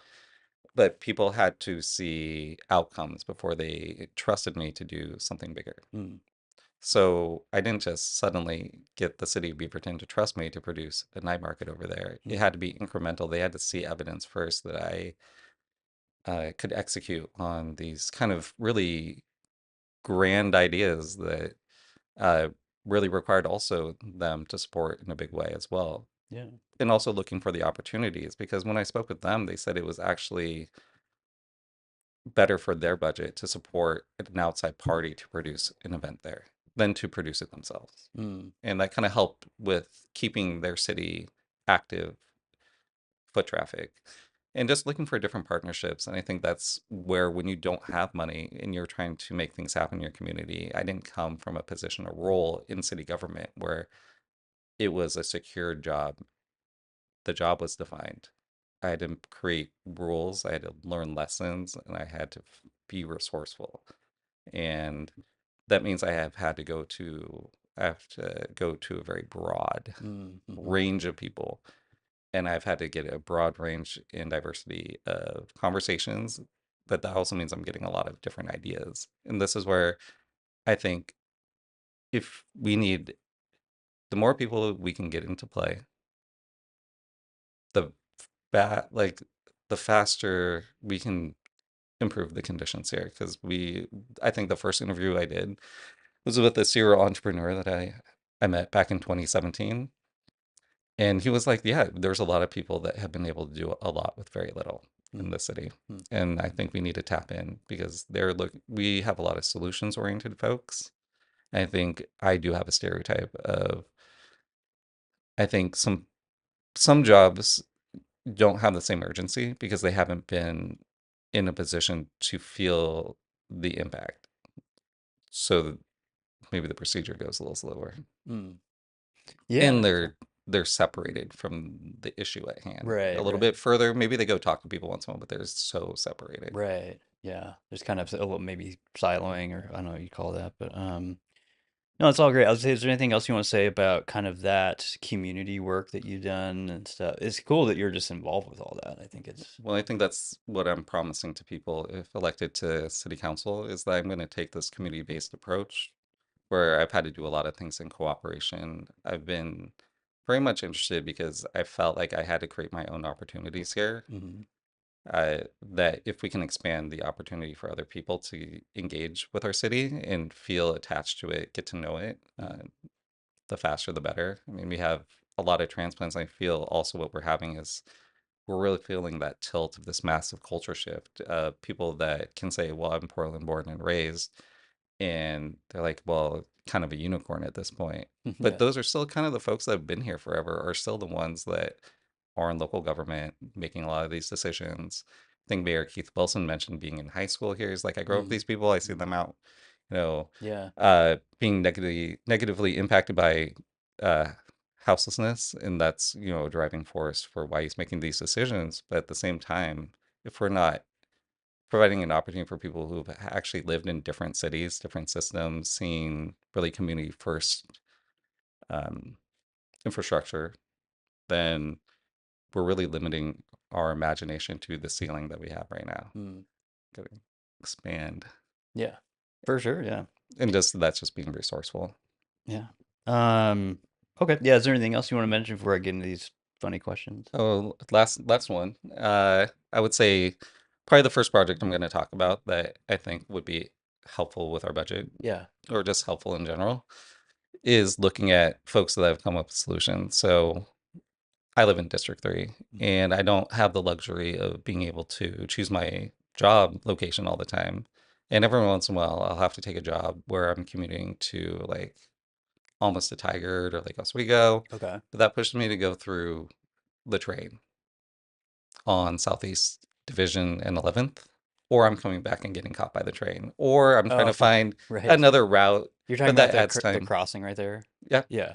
So it's like, well, this has been a persistent challenge for a lot of people. Yeah. I've lived Mm, here for 20 years and it's always been and actually this is kind of a weird thing, but I don't know, do you know Oregon Voters Digest, that show?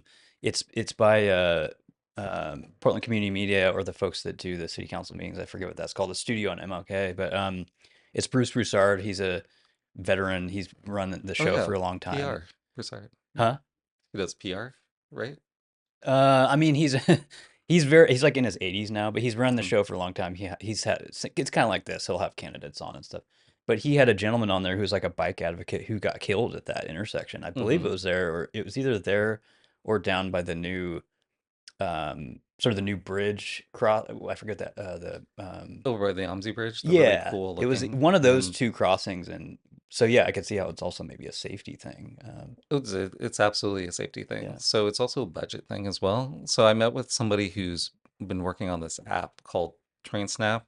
I guess shout out. I haven't verified how impactful it is, but to me, that's an example of somebody who saw a problem and really ran after trying to come up with a mm, solution. mm, So Union Pacific apparently is a little bit challenging to work with. I think they have some valid concerns around security for shipments, yeah, but he's created the system where he works with some private businesses to put up some sensors so you can kind of get an idea when the train's coming or when it's yeah. how long it might be And that's going. what the app will notify you about that or something. Yeah. Yeah, he has apparently both on Apple and Android at this point, but he's spoken with a lot of different people about trying to get this project moved forward. But that intersection alone, think about all the time people idle in their cars, Hmm. the emotional distress. But he also mentioned that when people have an emergency, they have to dispatch people on both sides Mm, of the track right. because they don't know if they're going to get caught So using twice the amount of resources. using twice the Yeah. amount of the resources. And this seems like a very low impact, low cost kind of solution for us to be able to have an understanding of what that Mm, looks like hmm. in the intermediary until PBOT maybe can come up with a better solution. But they did meet with them and they mentioned kind of like some inter-bureau kind of uh, conversations that need to happen. I guess it didn't go anywhere. Mm, But I think this is one of these things where if there isn't somebody, we need people with a diversity experience that come up with different yeah. head up different challenges Mm, and solutions. We've got people that are bike advocates, people that are public transportation advocates. We still live in a very car centric kind of society. hmm. So if we're not figuring out ways to kind of come up with solutions in the midterm until we've got better kind of things in place, and Mm, they're obviously not going to get any better soon because of the TriMet cuts. Uh, that's what I mean about tapping more people in that are invested in our city, making it better. yeah. No, it's a good example too. And I get frustrated sometimes with, I made sketches a long time ago about technology and government, and to me, it seems like in 2026, like what you just described, that should be like an obvious solution that is low hanging fruit. And I agree with you. It Well, sounds to like, me, especially if we're going to have regional representation, Mm. That is something that not only impacts District 3, that impacts everyone who has to commute through there. Right, right. And I would like people to extend their empathy that this is actually um, this is very much a class issue in a certain way. Like no one would choose to commute, I think, if they didn't have to, but a lot of people don't get to choose where they work or where they live It's true. Yeah. Yeah. right now, in particular, since we have a struggling economy and job options. So coming up with solutions to just make their lives a little bit easier. And I guess that's why the platform is around the economy, but it's also about giving people their time back. So Mm. that's where I say good governance should free you to do the things that you want to do. It Yeah. should free you from having to wait potentially 2 hours back and forth on 11th and Division. Right. It's just a very simplified kind of example. Yeah. Yeah, it's such a funny, I don't know. It's just funny how long that's been.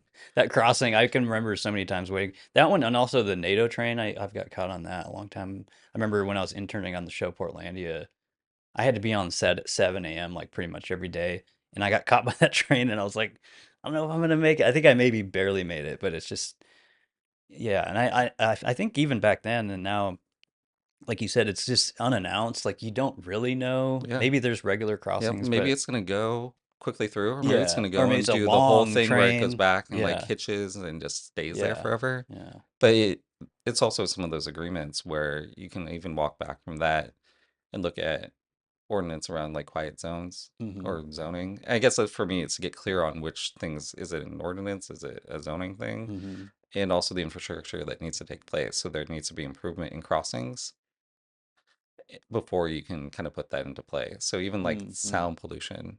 Right.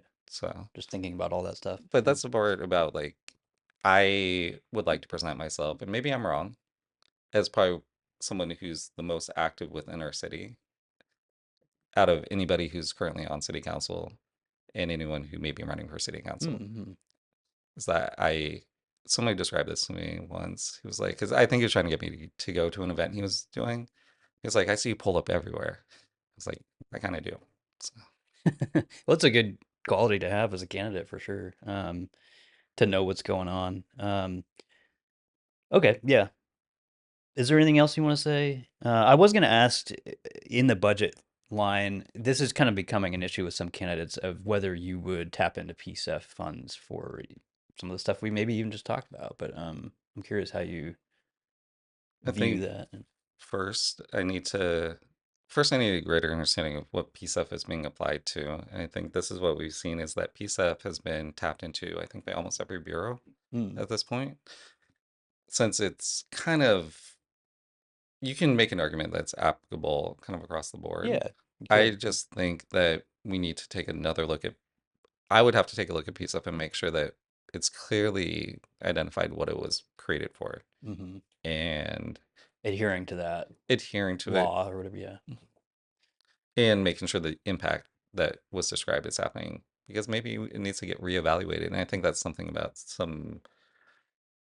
that's why I think this budget process is, the budget process happens every year to make sure that, the money allocated Yeah. had the impact that we Kind of a thought it was maybe supposed sort to. of an audit process, I guess. Yeah. So I Or think it personally, my first year, actually, this is actually what I'm trying to do preceding my first year, is to do as much of an audit on city works as possible. okay, And it'll be okay. a lot easier when I'm actually in city council Right, right. to do that. But I would say the very first thing I would do is take a look at everything, top to bottom, and just make sure that we're not caught in such a tight window. And that's part of city council right now is also trying to get ahead of the budget because it was such a challenge. It was kind of a strained process, Yeah. I think, in 2025. Yeah. Yeah. I was just saying that I think last week. Because it was a new year, a new government for everybody, and it kind of just came at everybody really fast. And hopefully this year there'd be more time. But Well, because the budget's complicated because we have such an intersection with intergovernance with the county right, and federal and the state. yeah, there's a lot of IGAs that they have to. Well, there's also a lot of duplication of work. Mm, So I think this is where we can look for redundancy, but that's also kind of like needing more lead time. mm, And people that are in city council right now also have their day-to-day job that they have to do. right. This is part of it as well. But at the same time, I think this is the freedom I have is to think more deeply about the impacts, in particular PSEF. And Yeah, I've had yeah. some different people talk to me about it, but that's part of this first couple of months is I just want to hear who's supposed to receive the PSEF benefits and who are the intermediaries that we have designated to Hmm. provide that service, and where is PSEF money actually going versus where whoever made the implemented it Right. outlined it outlined where it should go, because I think it's been amended a couple I times. think so. It's Yeah. been kind of, I Yeah. think the word rated a couple times to Yeah. like shore To up get some money. budgeting Yeah. issues. Well, one of the things I always tell people is, you know, that and preschool for all are very similar. I know it's a county program, but they both have accrued way more money than they even forecast to. So that's Hmm. why people come at it and say, "Hey, there's all this money available." But I understand, yeah, you want to make sure that your marking is following the letter of the law. Well, also nuance. So, Yeah. uh, Interpretation of what that and means. Yeah. interpretation. We also saw that, I guess, in the election of the charter as well, is that it can go different Yeah, you can directions. It'd be interpret like that. Yeah. the general public might think one thing, or a counselor might think one thing, and then the attorney might think one thing, and Hmm. but they'll also admit that maybe their interpretation isn't. It is an interpretation. Yeah, Yeah. I agree with the premise for a lot of these things, and sometimes I think that people need to look back at the drawing board. So something like preschool for all, some of the challenging things with implementing that program and why the money kind of sits there is it seems like there wasn't enough planning around the implementation. So Hmm. right now, only a very limited number of people are able to, Right. Start a uh, program under that. yeah. Yeah. And if you've done anything when it comes to teaching, so this is kind of the wild part of having such a non-linear path in my life. Moving to Korea, I couldn't speak Korean when I got there, so I taught English for the first few years. Mm-hmm. And working with young children, the qualifications, I also voted that they should stop hiring people like myself just because To we're native English speakers. do ESL. Yeah. Yeah. And just like one of these unfortunate things where I kind of like got in the door and I was like, oh, that's a door I probably shouldn't have gone in Right. through. And then I It's was like, you okay. should Yeah. probably close that door and only hire qualified teachers. Yeah. I would say I Because, think I don't know what age you were at, but I feel like that a lot of the stuff I did in my 20s, I'm like, that was probably not the yeah, best thing. And I'm an older person now, but yeah, get the most qualified people. I think something for preschool for all, like making sure childcare, daycare, we have the right people in play. The supply didn't necessarily meet the demand. And I guess that's why a lot of that money kind of is sitting, is because they absolutely. didn't Yeah. consider the execution part. Yeah. Or maybe they did, but the execution might be more complicated than was forecasted Yeah. because you need qualified teachers or caregivers. Hmm. You also need distributed care centers, daycare or preschool centers. So how do you match the pacing of how the money accrued to that? And I guess that's why I'm trying to do right now is to learn as much as possible. I want to Yeah. Yeah. approach these things with some nuance, instead of trying to make it kind of more binary. And I think that's what we saw with the budget last year. They were like, it's this or this. And I was like, no, no, Right. Right. I don't think so. But Yeah. it's sort of like that media spin and Well, yeah, I would what say, makes it easy for people to kind of remember. yeah. No, I hope you continue with that nuance because it is like, unfortunately, just a lot of political systems. That's how they end up. Even our current electeds, that's just how you have to like sell stuff politically as a binary option a lot of the time. And that's why you heard a lot of reporting even during this last budget session of these are um, sort of false choices that were presented Hmm. through a number of these, amendments and issues. But I think that's a lot of, political teams feel like that's how we have to approach this. But I like it. I like that you're setting out to Well, this is look at part stuff about that way. getting ahead of the game. I did feel like some of the candidates from this last session, they just kind of did it for the sake of Hmm. doing it. Hmm.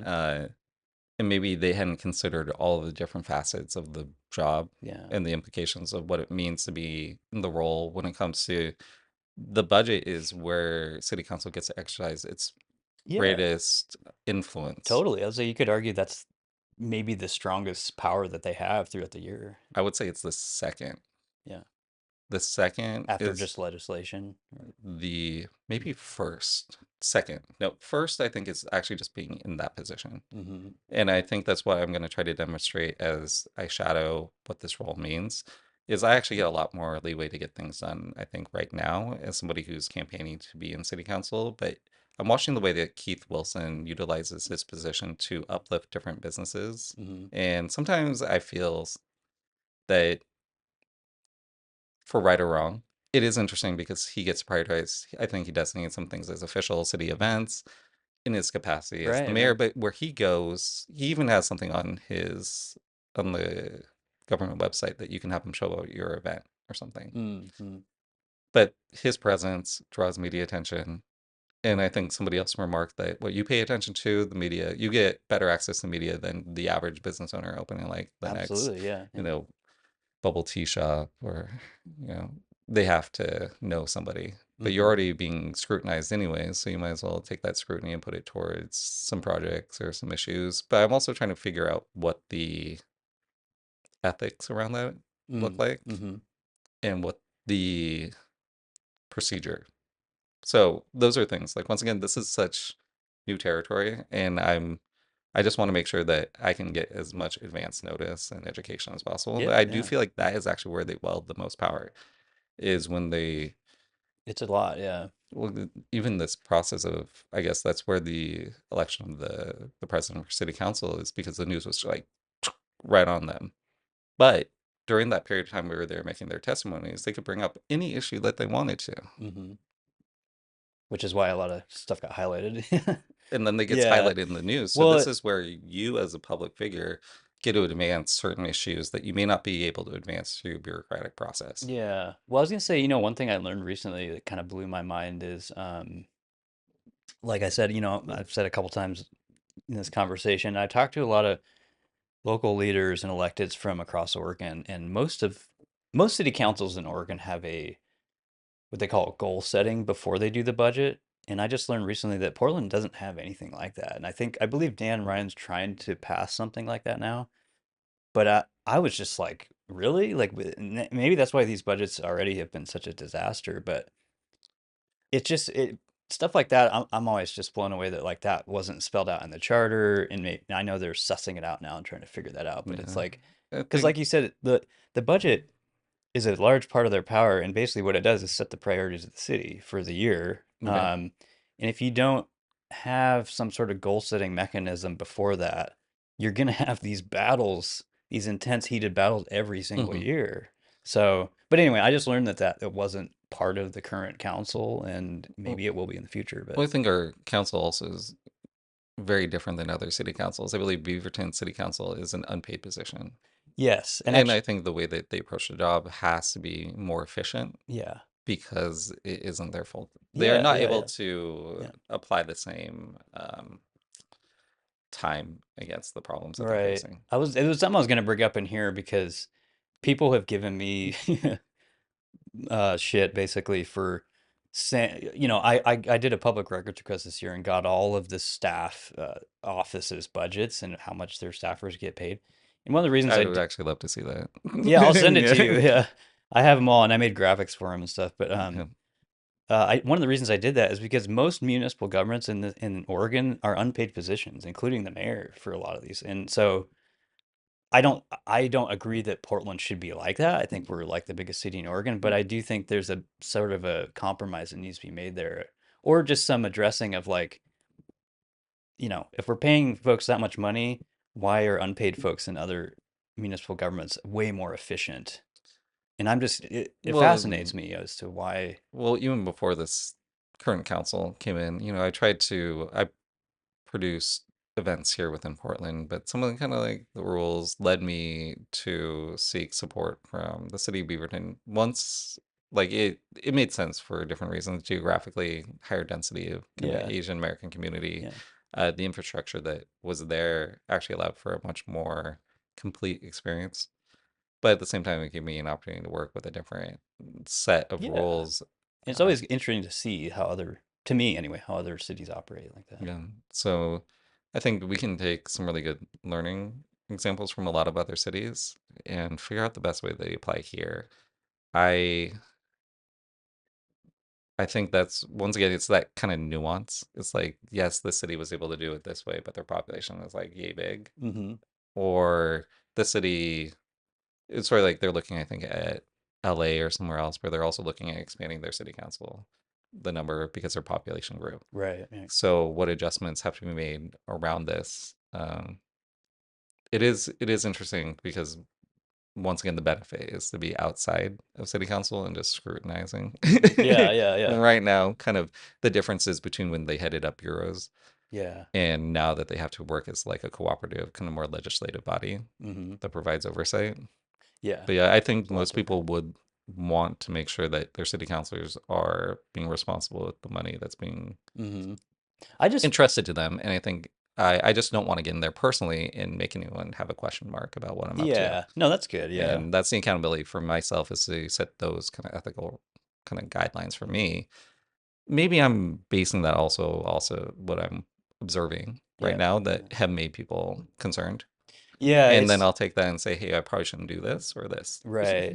Yeah, I don't know what it is. I just find it fascinating. I have an episode coming out with that North Bend, Washington city councilor. It's not out yet, but I asked him this because he's a basically an unpaid counselor, and their city has grown like crazy, much Hmm. like a lot of the cities around Portland have. They've absorbed this growth, and but I just asked him that. I'm like, what do you think? Like, just the difference between paid municipal positions and unpaid? Hmm. Because it's just so weird to me that I'll be very interested to see what they have to say. yeah, he was a But smart guy about it. Yeah, but but I also think the question is, what's the benefit then of being a city councilor if you're not being at least financially supported to pay attention to that role? yeah, I When you're yeah, able yeah. to kind of influence kind of the direction of policy that is impacting you in your neighborhood. And that's why I said like the budget is one part, but I do feel like just the role in itself Hmm. is actually equally significant. Yeah, the public service side of it. Hmm. And I think that's why I think I hone in on it so much is sometimes I think when you add, especially a lot of money, the public service side kind of diminishes. And, but that's what he told me. He's like, it is purely a public service role. Like you can get, I think he got paid like $50 at city council meeting or something. So it's like nothing, Enough um, for a little takeout. it's just Yeah. an interesting balance because they're able to work obviously because they have to do something to make Hmm. money. But then you kind of Doesn't that think also, about the community a yeah, little differently, and also you have to kind of think about your public service time separately from that. So it's like there's trade-offs to the whole thing, I and feel like it's got to be way more complicated to do it unpaid because you still have to work and the conflict of interest that arises. I mean, I yeah, still have community-based projects that I'm pursuing this year. I've reduced it down to just one through Asian American Town. But even then, myself, and the two other people that are primary yeah, yeah, partners, yeah, we've had deep discussions about how can we create ethical transparency, like making sure somebody else is the point authorized designee for the bank, making sure we have a mm-hmm. fiscal sponsor, making sure there's barriers between myself and conversations Yeah, around yeah. people financially supporting that project so there's no conflict of Yeah, interest. you definitely don't want those. I was just saying, in this guy's case, he worked for an employer that was like not even in his state, Hmm. like a lot of people can do now. So, and a lot of folks in these other communities too, they may also be in retirement age, like they don't Hmm. necessarily have to work, I guess. But yeah, I just find that fascinating of like seeing the performance of low or unpaid municipal governments and then ones that are like here where it's extremely high pay. Yeah. And I think like I said, there's a balance somewhere in there because I think most large cities, you probably need to pay them something to focus on the city, but Right. I think a lot of the challenges, I think, in the way our governance is set up is that we don't have a centralized government that I think smaller municipalities have, is that they're able to interact with maybe the transportation or housing bureau in a very yeah, different way it's than a our good city point. council And a lot of them don't does. even have those bureaus because Yeah. they can't afford it. And they just make a decision together without some of the same bureaucracy that's occurring Right, right now. right, right. I understand. I guess that's part of the nuance too. Is it's easy for me to point fingers as a frustrated citizen, or maybe more as a community advocate or activist. But in this role, you have to understand more of the nuance, and I guess that's part of where I'm trying to appreciate why there's maybe some of these separations. Yeah. So it's stuff like the development and prosper is separate because you have long-standing projects that are sometimes decades Hmm. and you need to maintain those without the ever-changing whims and concerns of whoever might be in city council that year. Right. It's sort of agnostic of the current Trying to be, makeup of the yeah. council. Yeah. I do think that there are some different decisions that could be made, but ultimately a lot of stuff that we do, I think a lot of people in the community that I talk to that aren't just business focused, I think those concerns have to actually be addressed through the mayor's office. And I think that's part of why it would be great to see our city council really come together and learn how best to work with the mayor. Yeah, absolutely. Yeah. Yeah, that's definitely something I took away from talking. I mean, Keith's been on the show, but also, like I said, Taylor was on here last week, and I don't want to say they're desperate, but they really want to see a more cooperative city council to help the whole Yeah, city, yeah, is what they would say. But yeah. They've got com they all want to achieve the same goal of making this a better place to live from, I think, some competing, not necessarily competing angles, but maybe competing budget angles. yeah, And I or think that's kind methods, of or like where we're seeing, like you said, yeah, the budget sets the priorities, yeah, and the mayor has some different ideas on mm-hmm, what that should look mm-hmm, like, and then city council does its thing, checks yeah, and balances. yeah, I I do think it's nice though, especially with those being impacted by houselessness, that we've got two different angles on that budgeting. However, I do think I've got a third that I would like to present at a certain point, maybe a couple months from now when it's more okay, refined. So I okay, do have colleagues from other projects that have been very they made huge impacts in um in their in that region, field of houselessness. yeah, So and I've spoken with them about their solutions. This person actually even is on the advisory team for the mayor, but he's okay, able to talk to me maybe about different things because city council is a different role yeah. that could be implemented that could actually, I think, be really interesting. But maybe you'll have to have me on again in Yeah, I would say, 3 months, yeah, 6 months, I'll when the whole horde of people have finally yeah. No, I would say, yeah, like filed. I know that, the Taylor was telling me that last week too. A lot of the mayor's policies they can't really talk about, and I think budget season is one of those reasons. But I'm really curious to learn more about that I think that's if the you have. freedom of being just a candidate is I get to throw pie in the sky ideas. But I also Yeah, want to make sure that yeah, I'm not saying something that's already being in motion or something that's already been tried for before. sure. Yeah, And I think that's where you can kind of point to like the county has already tried to implement a lot of different strategies. And we've seen how they've managed their budget to approach solutions and what tweaks might need to be made. yeah, And just also understanding some of the rules around housing, affordable housing that are currently in play. And I think that's where it's a little bit more complex than just the city. And if you don't take the time to understand that nuance between federal, state, county, metro, absolutely. Yeah, in the yeah, city and that relationship, it's very hard to move anything forward.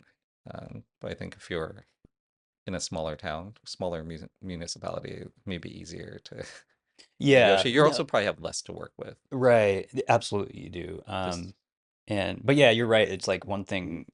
you know, Living here in the metro area is, we got the city, the county, and then we got metro, and then you have the state. So there's a mhm. lot of layers. And then, like you said, federal, there's a lot of layers that you have to And take that's where in. the redundancy and kind of responsibility and kind of how cash flow is working Yeah, for budget.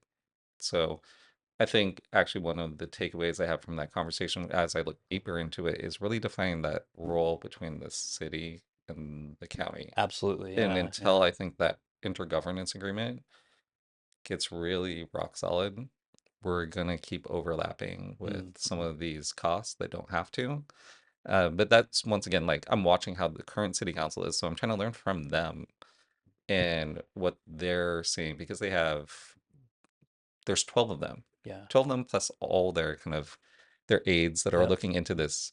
And I think a lot of them are much more competent than I am. So they're going to reveal some things. And that's what's, I guess, great about going to City Hall is like I'm learning a lot. So Yeah. No, that's great. I'm just really happy you're thinking about those different layers and how they interact, and especially the county. I was going to ask you about that, but that's basically what I yeah, I was going to think ask you is that relationship and well, I think that's part about when I started doing kind of volunteering on 82nd Avenue is I think it snowed one day and I watched them plow one road and then stop. And I was like, well, why aren't they plowing this road? mm, mm. The plow was right, the Yeah, snow plow right. was right You there. saw it go by. And that was kind of like my first introduction to kind of the complex levels of kind of a relationship with the county. They're like, well, this is state, that's county. Right, right. That's where it Yeah. seemed painfully unnecessary. And the only Yeah. people that weren't getting help are the people that live here. And of course, during 2020, when the protests were happening, and that gave everyone, I think, a quick boot camp on kind of the relationship with us, the DA's office, Mm. the police, and All then the also like systems, yeah. sure, it's not jail. Maybe it is jail. I don't want to look too incompetent on this. Well, yeah, the county does Conversation. Yeah. the sheriff's office does the jail, Yeah. and then And that's the what I mean DA's about kind office. of DA, sheriff, and even sheriff's different than the police, Right, right. DA, and what our kind of relationship is there. Mm-hmm. And I think that's where a lot of people are getting, I'll read in the comments sometimes people get frustrated. Like somebody committed a crime that they think they should be locked away for, and then the DA makes a different decision. Right, right. And, And a lot, but the city can't tell the DA what to do. right. I was just say a lot of time people just even before the current system would blame Ted Wheeler or the mayor, and it's Hmm. like, yeah, it's hard to. I would say it's a labyrinthian kind of setup here we have, but it's. I'm glad that you're aware of all the levels and are Well, looking into it and stuff. And yeah. I do think it sometimes I do feel, not to go into weird territory, but I guess I should say something kind of maybe wildly off the cuff Sure. at some point. But it does feel surreal sometimes in sometimes like simulation theory is real, is that almost the same exact time when it comes to uh what I like the most is people who are able to demystify or break down different things, Mm, is we have two people kind of very polarizing different sides scrutinizing local and state government and the decisions they're making, both with very similar names, both very social media savvy. I'm just okay. like, Who are you talking about? I'm talking about Councilor Murillo, Okay. and then I'm also talking about PDX Real. Oh, okay. But I think it was just wildly interesting that two people with very similar names, two very kind of Oh, yeah. binary I never thought approaches, about that. are breaking down just the decisions that are made and kind of giving different avenues for people to make comments or kind of weigh in or reshare. Yeah, yeah.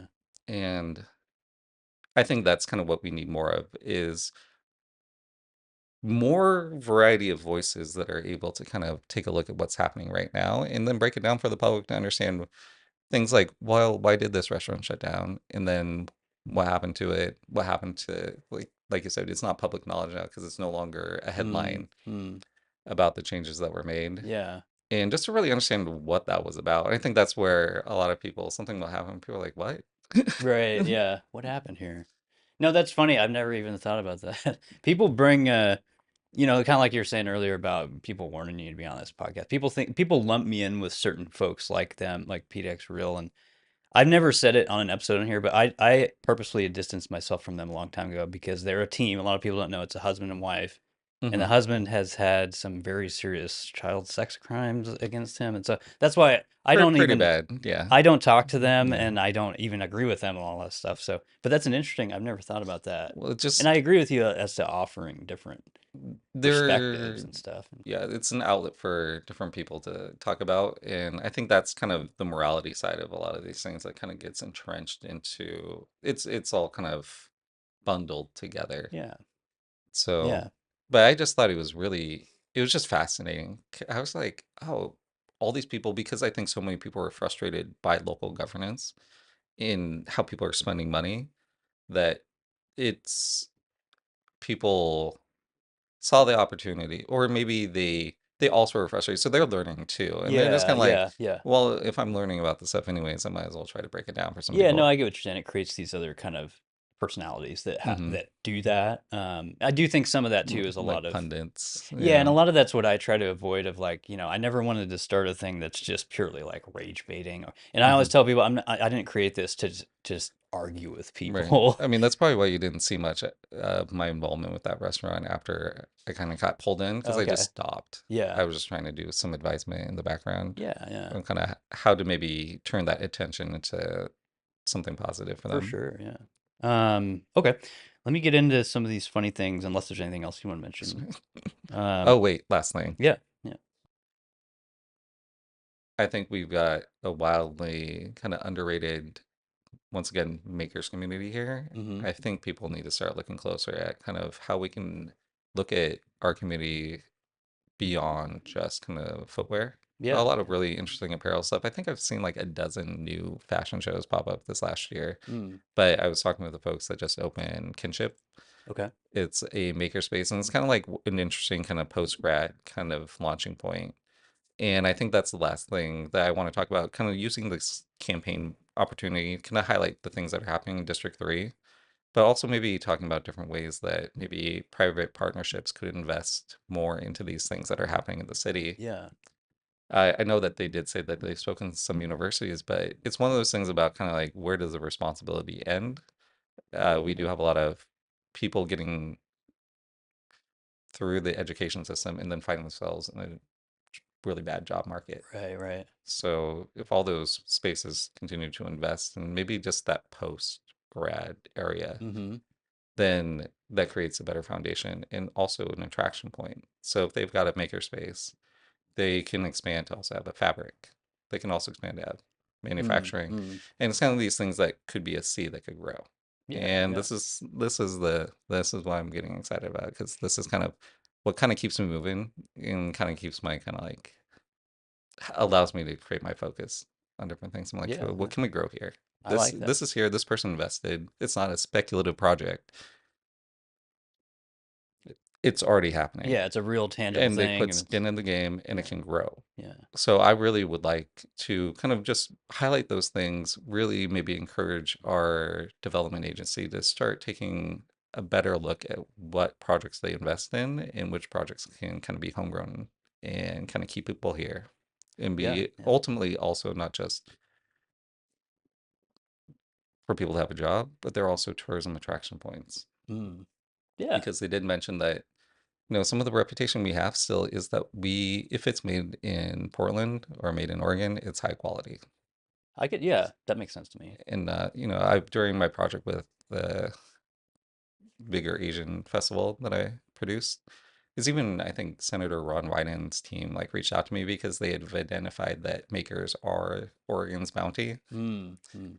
but I don't feel like we're really seeing that investment being made in a strategic way. It seems to be wait until someone gives me a proposal that's already looking for money, as opposed to being proactive to see what's already being produced that may not be the right fit for the grants that they have available. And Yeah. just really creating more flexibility in being able to invest back. Mm-hmm. Yeah, no, I like that and it makes sense that somebody like you has the groundwork and has the network to really make those connections I and think that's what will be really nice right now is to see what that network looks like when I'm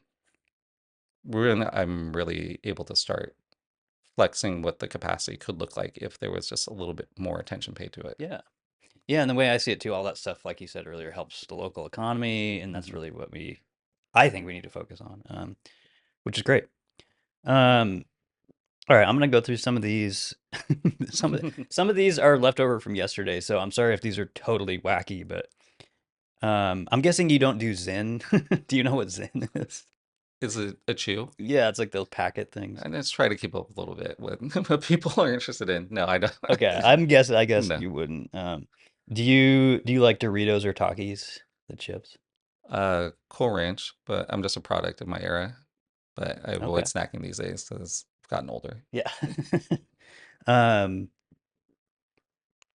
do you like Country Smooth peanut butter? Maybe you don't like peanut butter. Peanut butter's not really a go-to for me. So Any kind of other butters or nothing like that? garlic butter. Oh, okay. Yeah. That sounds good. Um, do you probably not, I'm guessing. Do you have a favorite fast food? I am a sucker for Taco Bell. Okay. Well, Uh, I always ask people what, which is a struggle because I think what would be great is if we were just no franchise here. yeah. I do know that those franchises are locally owned, Yeah. but at the same Yeah. time, it it's like if we could take all those and replace them with a local business, but not Taco Bell. I just don't know why. Okay. Okay. Do you have a favorite item there? Let's say just what do you call the wrap?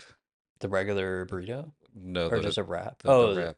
quesadilla? No, no, the I kind of don't know. hexagonal, Oh, you're like talking about the the crunch crunch wrap. wrap. Yeah, That's great. yeah. Yeah. Okay. Um, do you like candy corn? No, Okay. I hope Most no, people don't. It's I was fine. like, I hope no one cancels me, but yeah, Most people hate it. That's why I yeah. ask.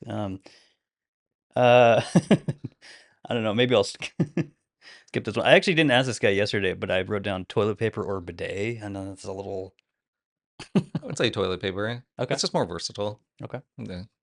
I mean, It's kind of in the West. It's living in Korea for a while, like they just had tissue just everywhere. okay. Yeah. That's interesting. I don't know that. Do you have a pet peeve, something kind of silly that just drives you crazy?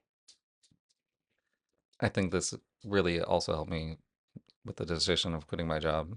I tried to quit twice. I tried to quit in August. They brought me back a little bit to help look Okay. for a replacement, and then I stayed there until the end of October. But Okay. You had to do it twice. we were being in a shared office. If somebody is in close proximity and they're eating, like if you and I were just Mm, having a meal together, it mm, feels different. But somebody in the vicinity, I'm not personally eating, yeah. and they're just eating. Right. I feel like this came up on an episode Yeah. before, but there's a name, there's a condition for that of just Hmm. hearing eating sounds Yeah. that, It's wild because you just change the context of just eating together with somebody. No right. problem. It's just But I'm if not it's eating, just but somebody's solo, there. yeah, I get it. I get it. Okay. Yeah. Let's see here. Do you have an animal or creature you're most afraid of? Animal or creature. I have always had an irrational fear of sharks. Okay. Yeah. That is pretty scary. A lot of people in the swimming pool bring that up when they're like, if I'm in a Hmm. pool, Yeah. which Even pool. obviously there's Yeah. no Well, yeah. shark in there, but Yeah. yeah. Yeah. Do you have a favorite type of French fry? Do you like crinkle cut, regular cut, curly fries? Or maybe you don't like French fries? I'd say curly fries. Okay. Yeah.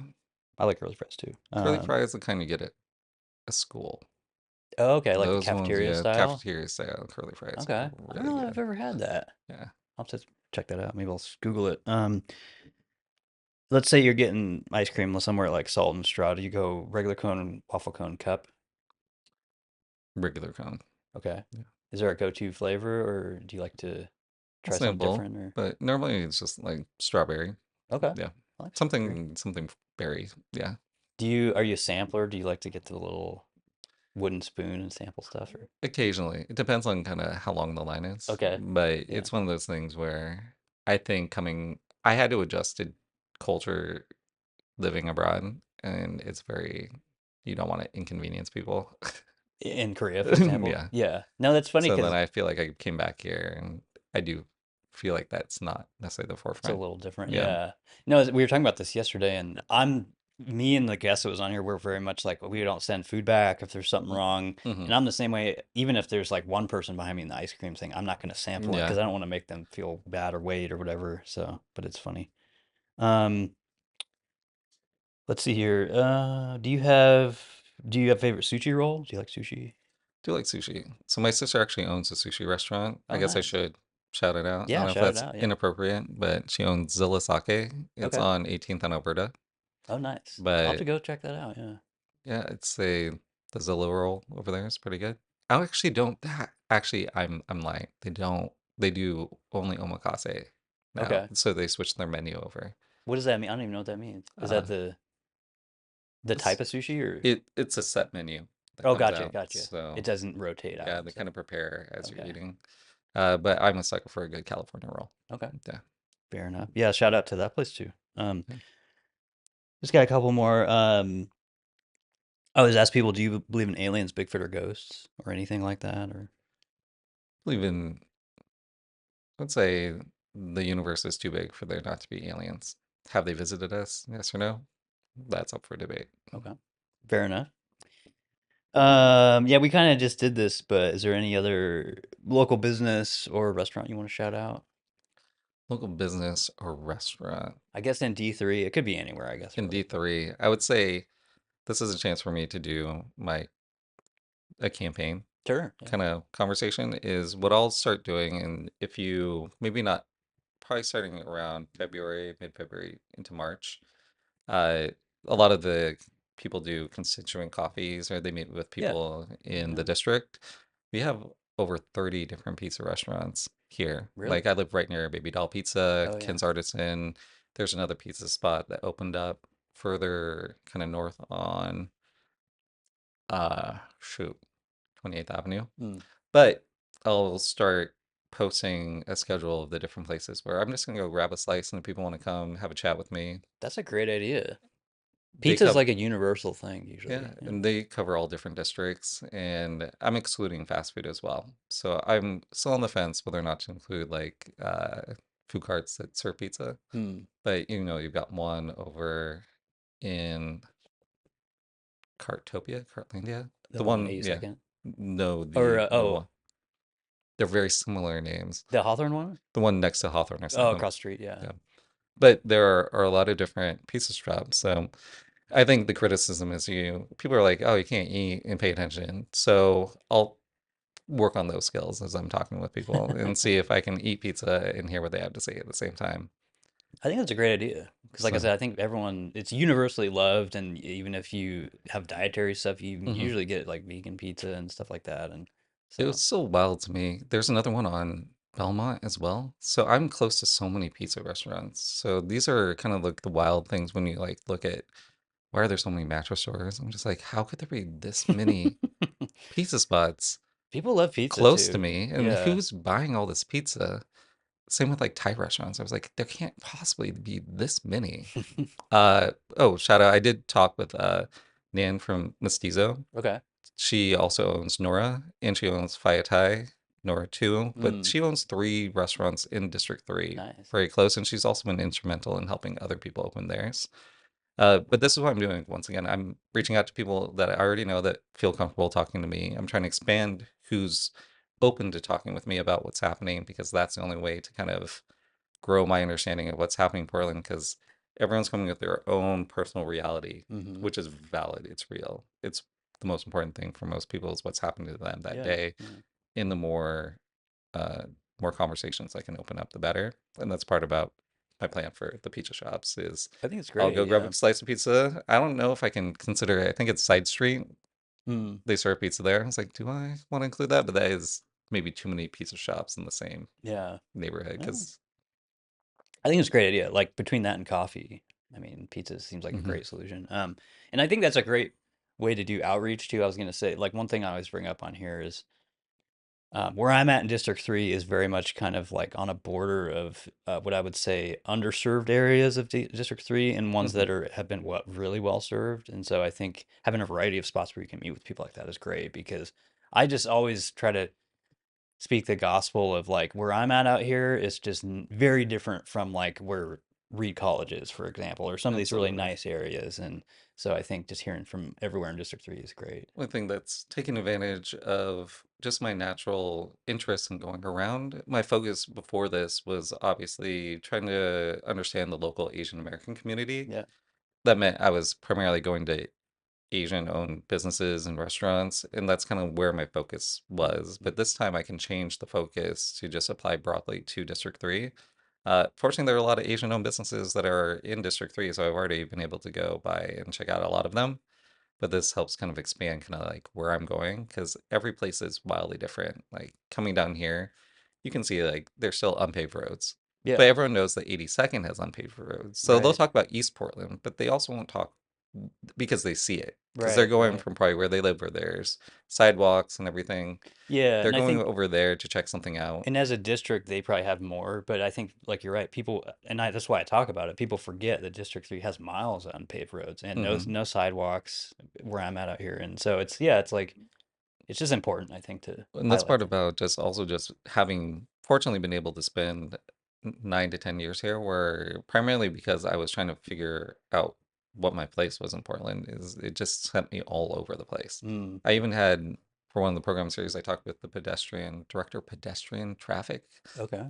from PBOT. I had a panel. I had the person from public health uh, of that college from OHSU come out and just different perspectives and Yeah. kind of like systems and processes. And her argument, it was just kind of funny to hear how she spoke about it.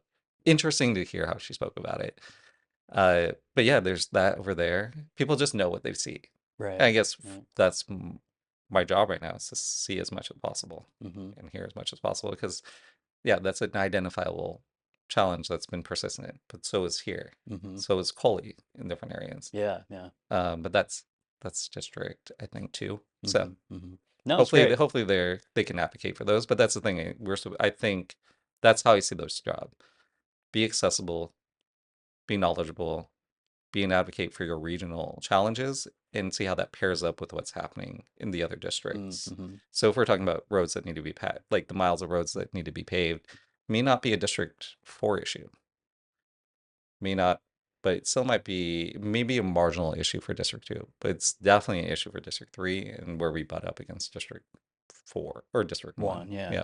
Yeah, for sure. Yeah. But I also was driving around and I was like, actually, if we did pave a lot of these spaces, yeah, Foster's also got some challenges on the side roads. Where are people going to park if we put in sidewalks? Does it reduce everything to almost a Right, single lane? right. It is a challenge just because of the way, even especially in East Portland, how annexation happened and who Hmm. owns the property, and then you'd have to get into easements with the property owners, and Hmm. like you said, you'd lose road space You would either or use, property or yeah, or sidewalk, or yeah, your front yard. lawn, yeah, or Yeah. whatever it is, yeah. So, but yeah, it's a challenge for sure, and I think, like I said, you're focused on some really good things, I Yeah, think. getting So, out here. Plus, um, I could probably eat pizza quite often. So I'm like, how much pizza can I eat? yeah. Well, yeah, I was gonna say, where do you want people to go now?